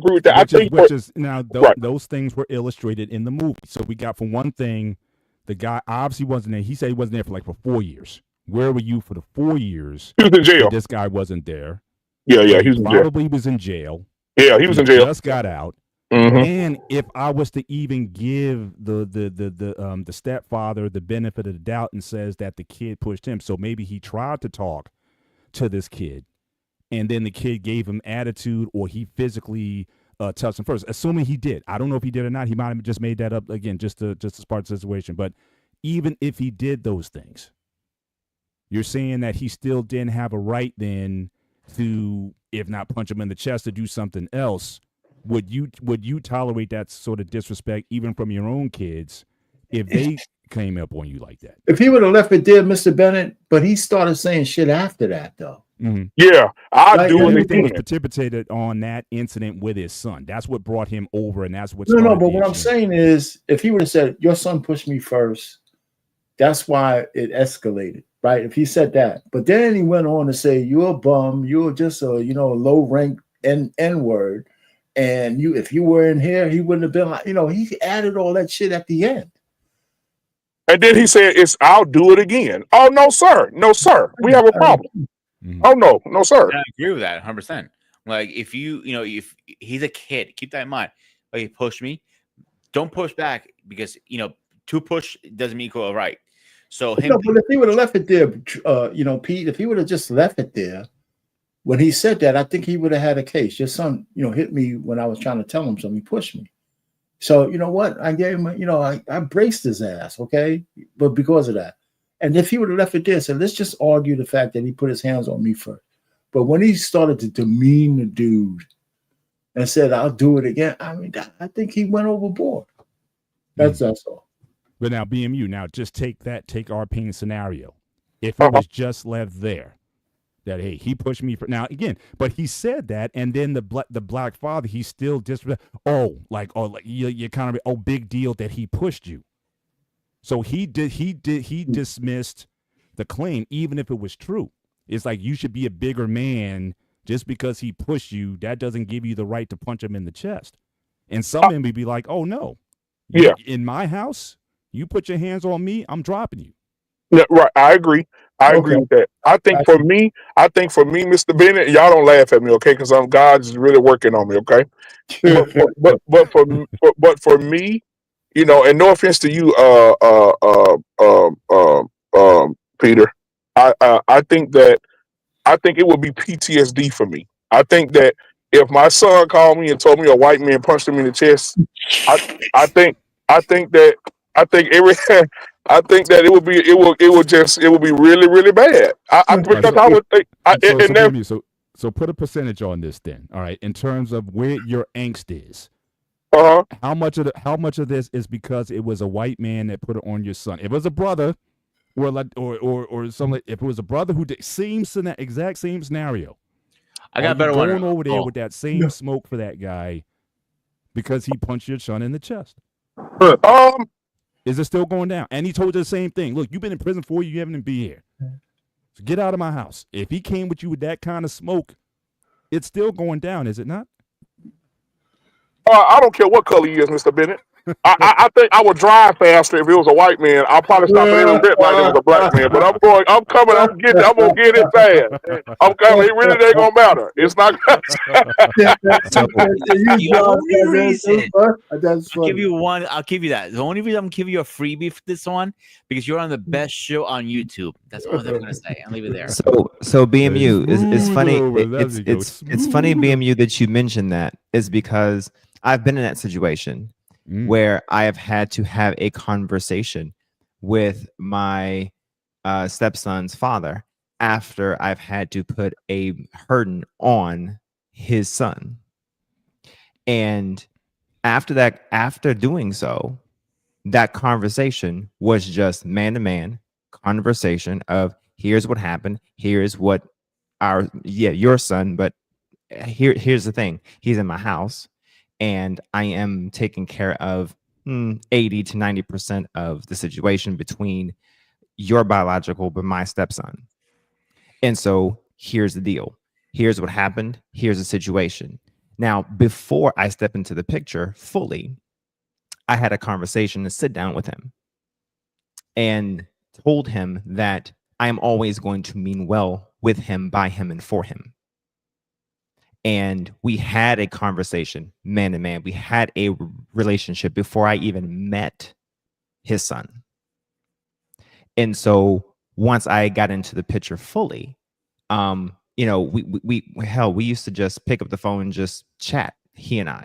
So we had a kind of a, you know, sort of an engagement, you know, type of, you know, interaction. But yeah, I disciplined fully and unadulterated, you know, for the most part. And my rules is my rules, and how I discipline is how I discipline. And if that's not the case, and if you don't like that, then you can come get your son for the most part, if that's the case, because I am taking on the brunt of responsibility based on the situation that you failed at. So if you don't like it, then you can take over the situation with your son. So with that, however, I was respectful and I was managed. And I wasn't. Hold on, boss man. Because you got a kid. Because you got a kid right now, right? Correct. Boy, right? Correct. Now you love your son, don't you? Correct. Now if you and your wife don't work out, hypothetically speaking, here nothing real. I'm just saying, you and she meet me, and I'm Big Daddy BMU, and your son running around the house and he break one of my prized possessions, and he bump into me and I 3-piece him. What's gonna be the conversation? What conversation is there to be had? And that's exactly my point.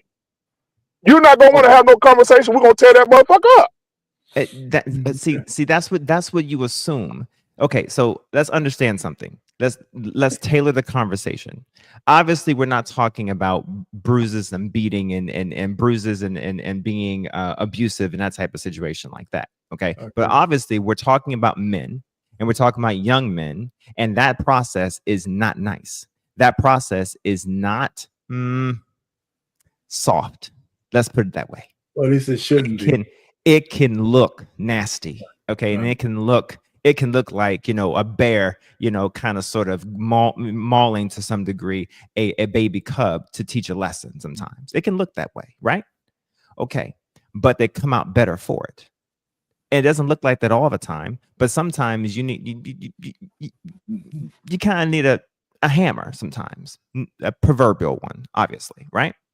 Now, after that we're not talking about, just over something so simple and minuscule, obviously. But if that's your response to something so minuscule, then we can have a conversation, sure. But if that is how you handle your household, I have no bounds to step into. But boss man, was part of your conversation that you would apply corporal punishment? Yes. See, that's the point. I mean, if he agrees to that, that's different than him. He had no choice but to agree. He had no. But before you go on about him having no choice, sure. The fact is that he did have a choice, right? The situation just wouldn't have been that the kid could move in with you. But the fact is that one, his wife or his ex would have a say in where the kid goes. So he might not have had a choice other than to be bitter if he didn't agree with that terms. Now, if you would have still took her in and her kid in, and he was opposed to corporal punishment, then that means there's nothing you could say. You're going to fight him every time you hit his kid. If he didn't agree to that, if he didn't agree. Let me jump in here. Boss man, let me ask you a question. Sure. Were you cool with your current wife's ex? Are you guys cool? Were we or are we? What's the question? Are you and were you? Both. Are we? No. Were we? Yes. Okay. So that's the difference. You were cool. You had the ground for a lot of people, including myself. I have never been cool with any of my exes. I had I want to literally pop the head like a goddamn fucking state most of the time, most of those guys. So the one situation with my ex, I had to put hands on the child was when I found out he was 17, he was pushing his girlfriend around and my ex told me this, I'm going to handle this my way now. I went to her. She goes, do whatever you want. Just make sure he's able to walk away from the situation. I go, fair enough. So I literally slammed him against the fridge. I go, how do you like it? He didn't say a word. Now he learned his lesson the hard way. I'm not saying that's every situation should be like that, but a lot of times most men are not cool with him. It's hard to even have this conversation because every situation are different. Yes. One situation like yours is you were cool with him at one time and the ground rules you guys put together. My situation with my ex, I never spoke to the guy. I never want to speak to the guy. And I told her straight up, he shows step on property. I'm calling the cops and person, trespassing. Simple. I don't care your ex or not. I want him to put in handcuffs on him or I'm going to put him in the grave. That's the two options we have. So I literally pushed for that connection. I literally wanted to have that sit down with him. Mm-hmm. That wasn't something that my wife orchestrated. That wasn't something that he orchestrated. It's something that I wanted to orchestrate because first of all, I wanted to understand the entirety of the situation, number one, before I walked into anything. But then two, I wanted to make sure that before I take the reins of his son, I wanted to make sure that my intentions were established, and I wanted to make sure that things were copacetic between two men. I don't know where I got that from, but I just felt that was correct. It is correct. That's part of the vetting process. And so that has to be part of the vetting process. And now, with that in mind, I'll just say this, and then I'll end it. She also, my wife, also gave me full reins, also, and trust.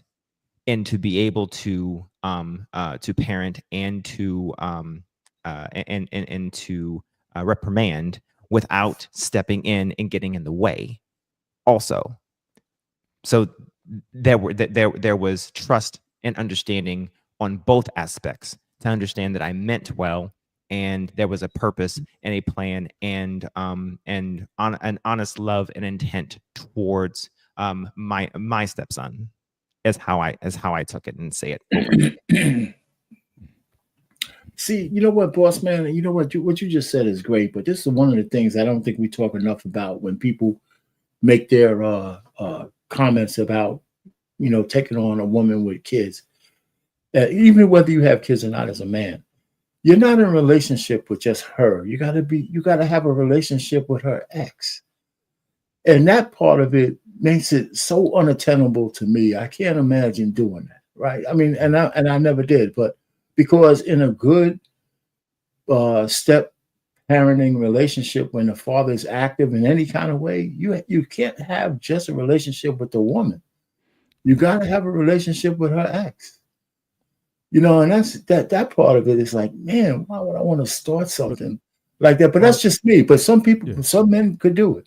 But Art Payne, was this even a conversation maybe 60 years ago? Yeah, but you know what? I think it was. It wasn't a conversation, but I don't know that. I think it wasn't just assumed.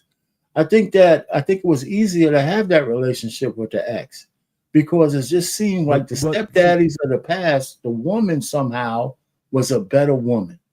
They appreciated it, and a lot of times the ex was nowhere to be found. That's why they were alone, and these guys were doing really a civic duty. And I think the women respected the stepdads of the past.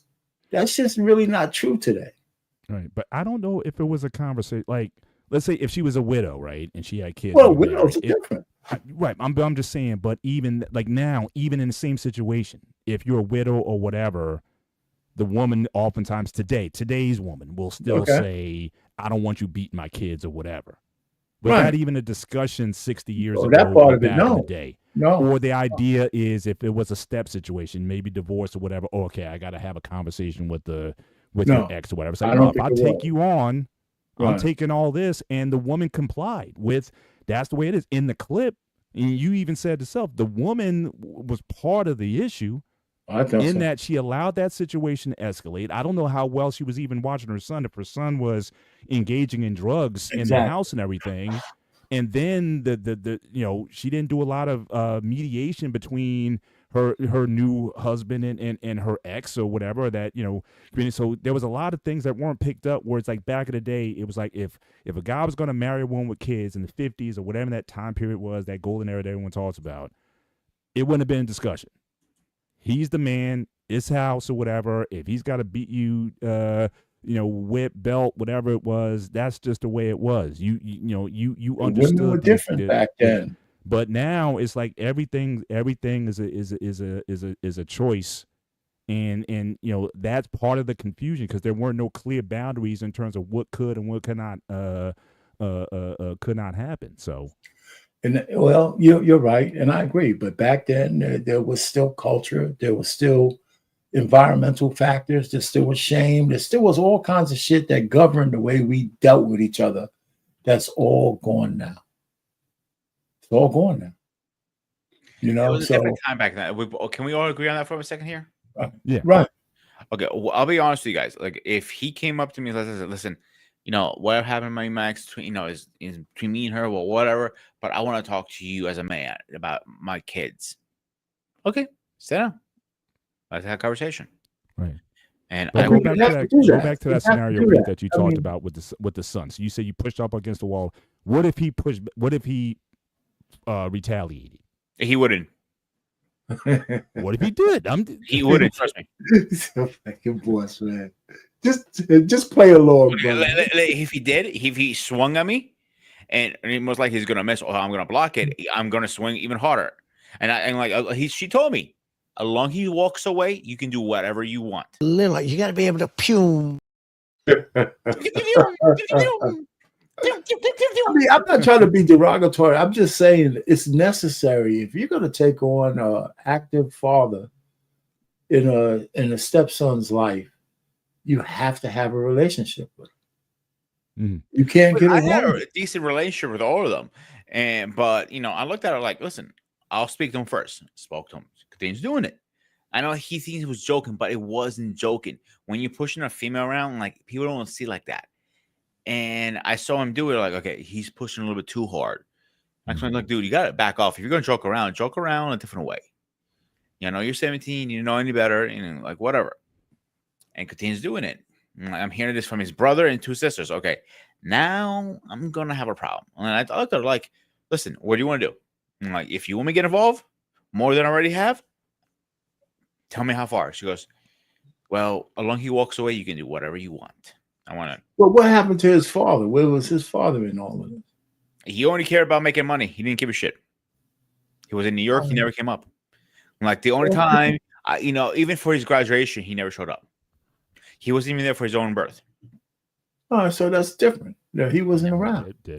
I mean, I just think that if you have, that's why I'm being real only specific. time- If you have a active father, an active one, Mhm.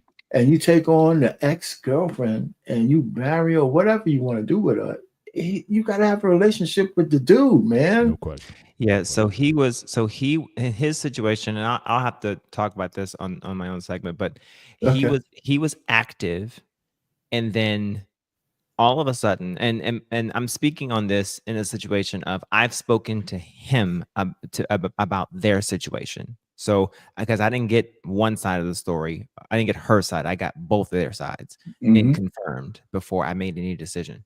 So he was active, and then he dipped. And she waited for, I think, a year for him to, turn back around, come back, fix things, whatever the case may be. And no, he just dipped and left.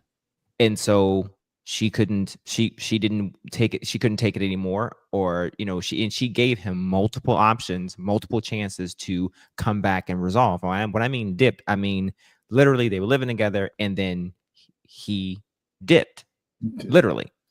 And so and again, I confirmed this with him and he confirmed.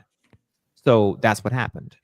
And so when I came into the picture, he then wanted to kind of sort of resurface again, but he was kind of on the outskirts, already. She had already kind of sort of moved on already, but they were already in the process of because in the state that I'm in, you have to be when you have children, you have to separate for a period of time before when you're doing an uncontested divorce.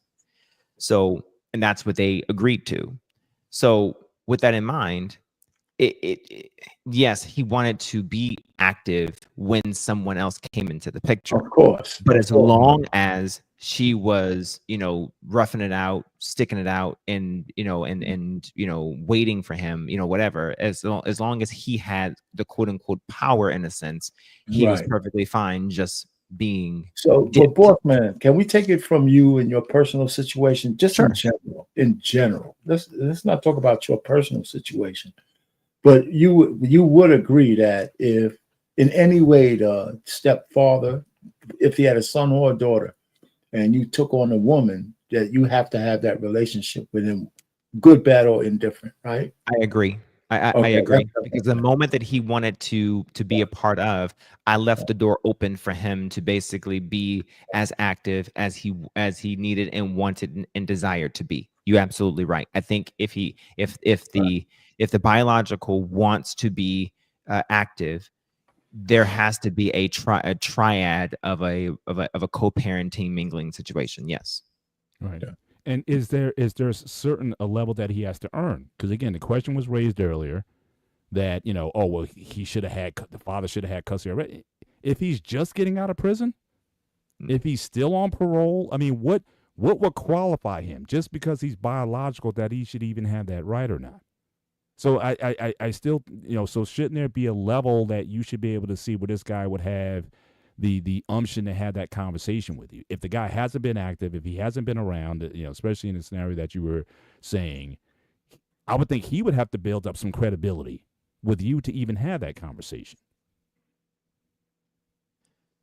Boss Mm. man, if you want to take that, or anybody else I, for that matter. I would say, objectively speaking, on that one, if the judge is looking at which parent has the ability to have custody at that time, if one parent is incarcerated at the point in time, then by default that other parent would naturally get custody. But if both parents are removed or indisposed by some form of fashion, then it would go to another familial source, or go to states, obviously, Right. state resources. But in this case, no, he wouldn't have any rights per se, because he was incarcerated. Now, upon his return, there would be no way for him to be able to automatically assume without reestablishing himself to some standard, to some degree, through the same legal and court system that established who had custodial rights.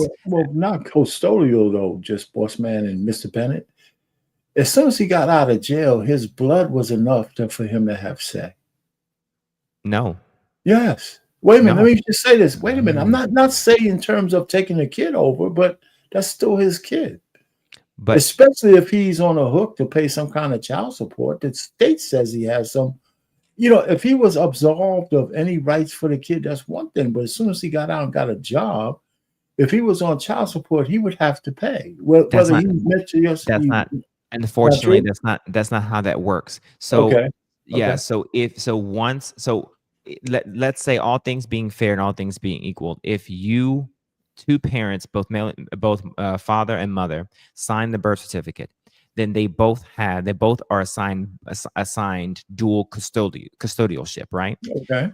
But then, if for some reason, if primary or percentile custodialship is assigned by the legal system more to the other one, one has more rights, quote unquote rights, more than the other one.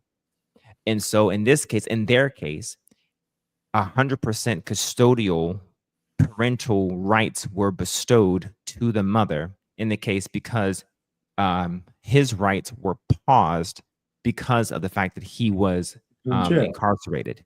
So therefore, his blood rights his naturalized rights did not matter, because the judicial rights. When he got out of jail, though, it didn't matter, because it was already established. The custodial rights are established until they're changed. He doesn't have to pay child support either, then. No, he probably still does once he get out. But I'm certain that there was no child support necessarily established while he was incarcerated, and probably more than likely now that he's out of jail, though. I'm talking about after he's out of jail. And now that he's out, they probably are going to end up having to readjust what those custodial rights would look like. Yeah, that's what I'm talking about. Even in the clip, so the judgment that he was deadbeat for 4 years or however long he was incarcerated is one thing, but after he got out of jail and he's on probation, he's getting back into good standings with the state. Right. So the fact that his blood matters. So he might not have custodial rights, or he can't say shit. But if they're starting to charge the man child support, he's going to be able to have. It just doesn't make any sense for him just to be okay. I'm paying my whatever $2 a month to the chick. I see my son; he's growing up. Maybe I can see him maybe I can. I don't know. But if something happened to her, that his blood would be next in line. So what will happen there is that you can be assigned or they're called obligors, statutorily speaking. You could be an obligor without any custodial rights. Okay. And you can be an obligor with custodial rights. It just depends on the particular situation and depends on what was ruled. Now, with that in mind, you're right in the sense that if something were to happen to her, then they would naturally look for whoever has any familial ties. And of course, the biological parent that's next in line would obviously be the next person to kind of assess by the statutory system or the legal system. Obviously, yeah, I agree with that. But when the statutes comes in and says who has 100% custodial custodialship, if you will, new word, it trumps any type of blood, familial I can standing, if you understand. will. Yeah. But I don't know if that answers your question, Mr. Bennett. I'm not Yeah. sure. Well, listen, this is obviously, and again, I literally threw this on just before showtime. So obviously, we're not gonna. I think if we had the full 2 hours, I don't know if we'd be able to flesh this out. But maybe this could be a seed for other shows. I know, Boss Man, you talked about possibly fleshing this out on your show. We have flipping tables on Tuesday, or Pain. You might want to take a segment, but this could be a part of a larger conversation. All right, I as think we've it could heard in be. this. We've heard in this space for several years now. So we've been in space about, no, don't be a stepdad. It's the worst deal and things of that nature. And in a clip like that could be certainly And Paul, be a honest, conversation piece. Yeah. yeah, I'm actually gonna be posting very soon. Stepdad versus real dad. So that's the show I'm coming up on my So we channel can too. right. So this could be a spin-off. Could be like the domino that kicks off a lot of different conversations with different audiences and different panels. No doubt So about we it. can definitely talk about this. But again, I So, certainly could see both sides of it, Right. especially if you didn't have an involved parent. And for me, the thing that gets lost is that the kid was involved in drug activity. Right. That had not the stepdad got in, nobody would have known about it because everybody seemed to be in the dark about what this kid was doing. Right. And so when confronted, that kind of gets tossed.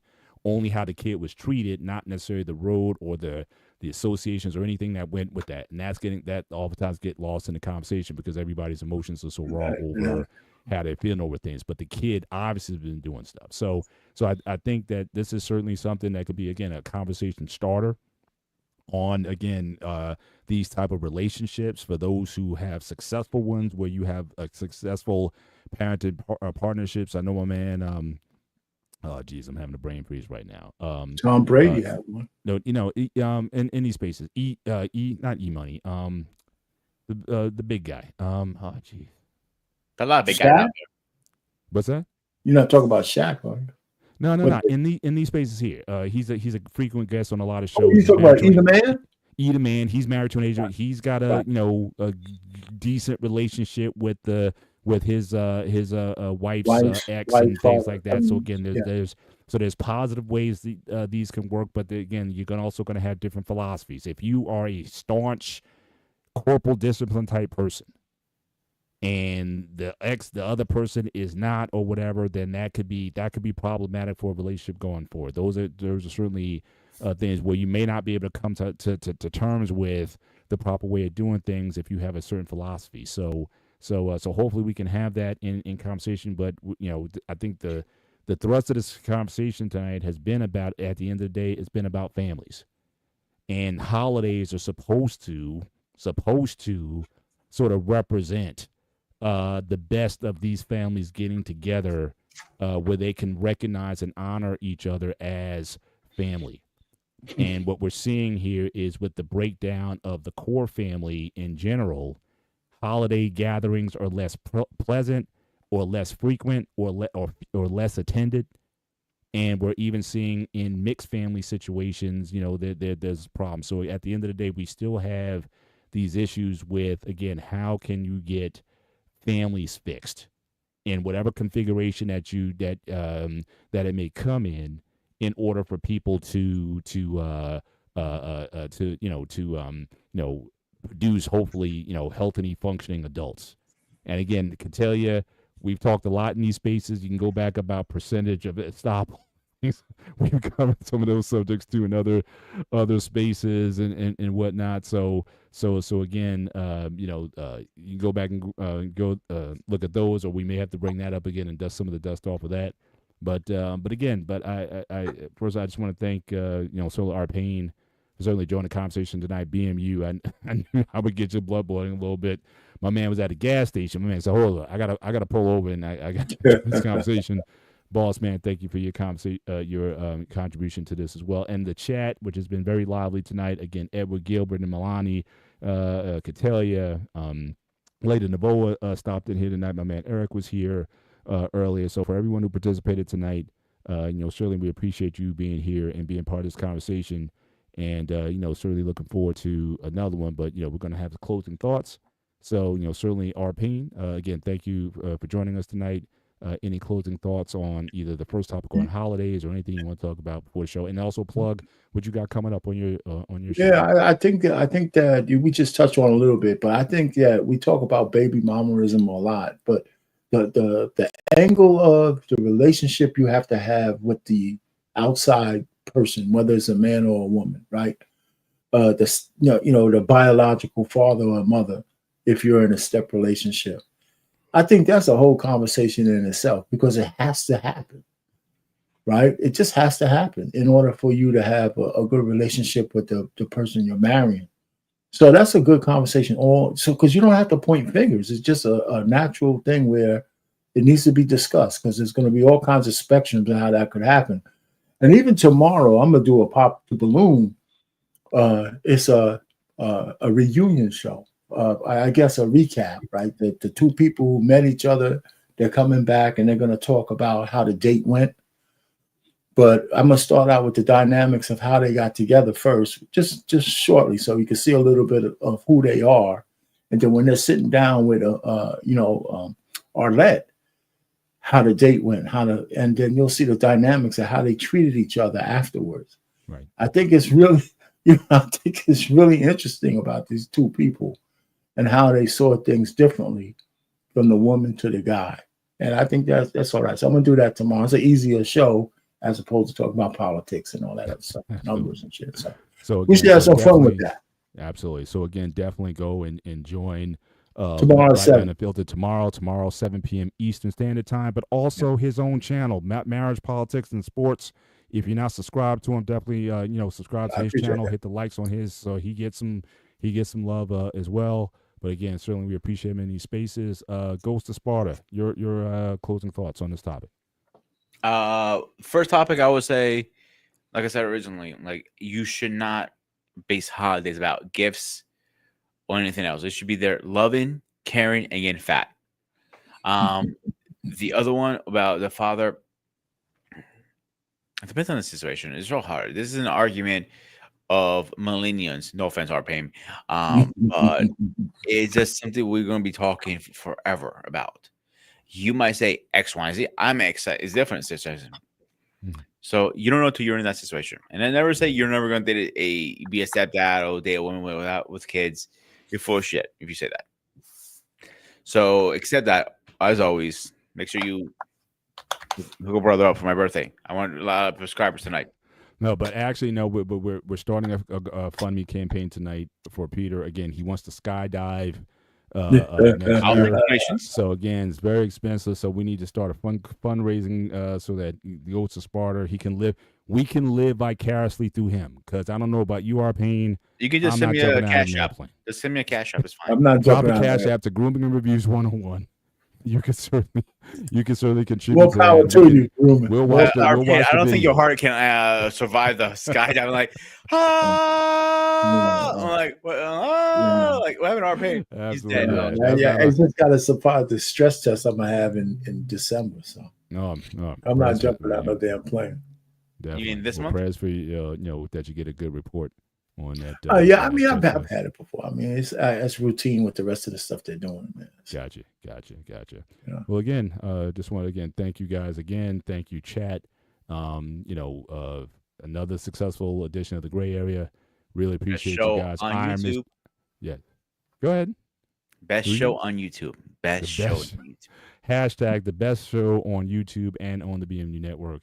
And but for myself, Mr. Bennett, he is Arpane of Marriage, Politics, and Sports 101, and he is This is Sparta! The Ghost of Sparta, a.k.a. Peter, a.k.a.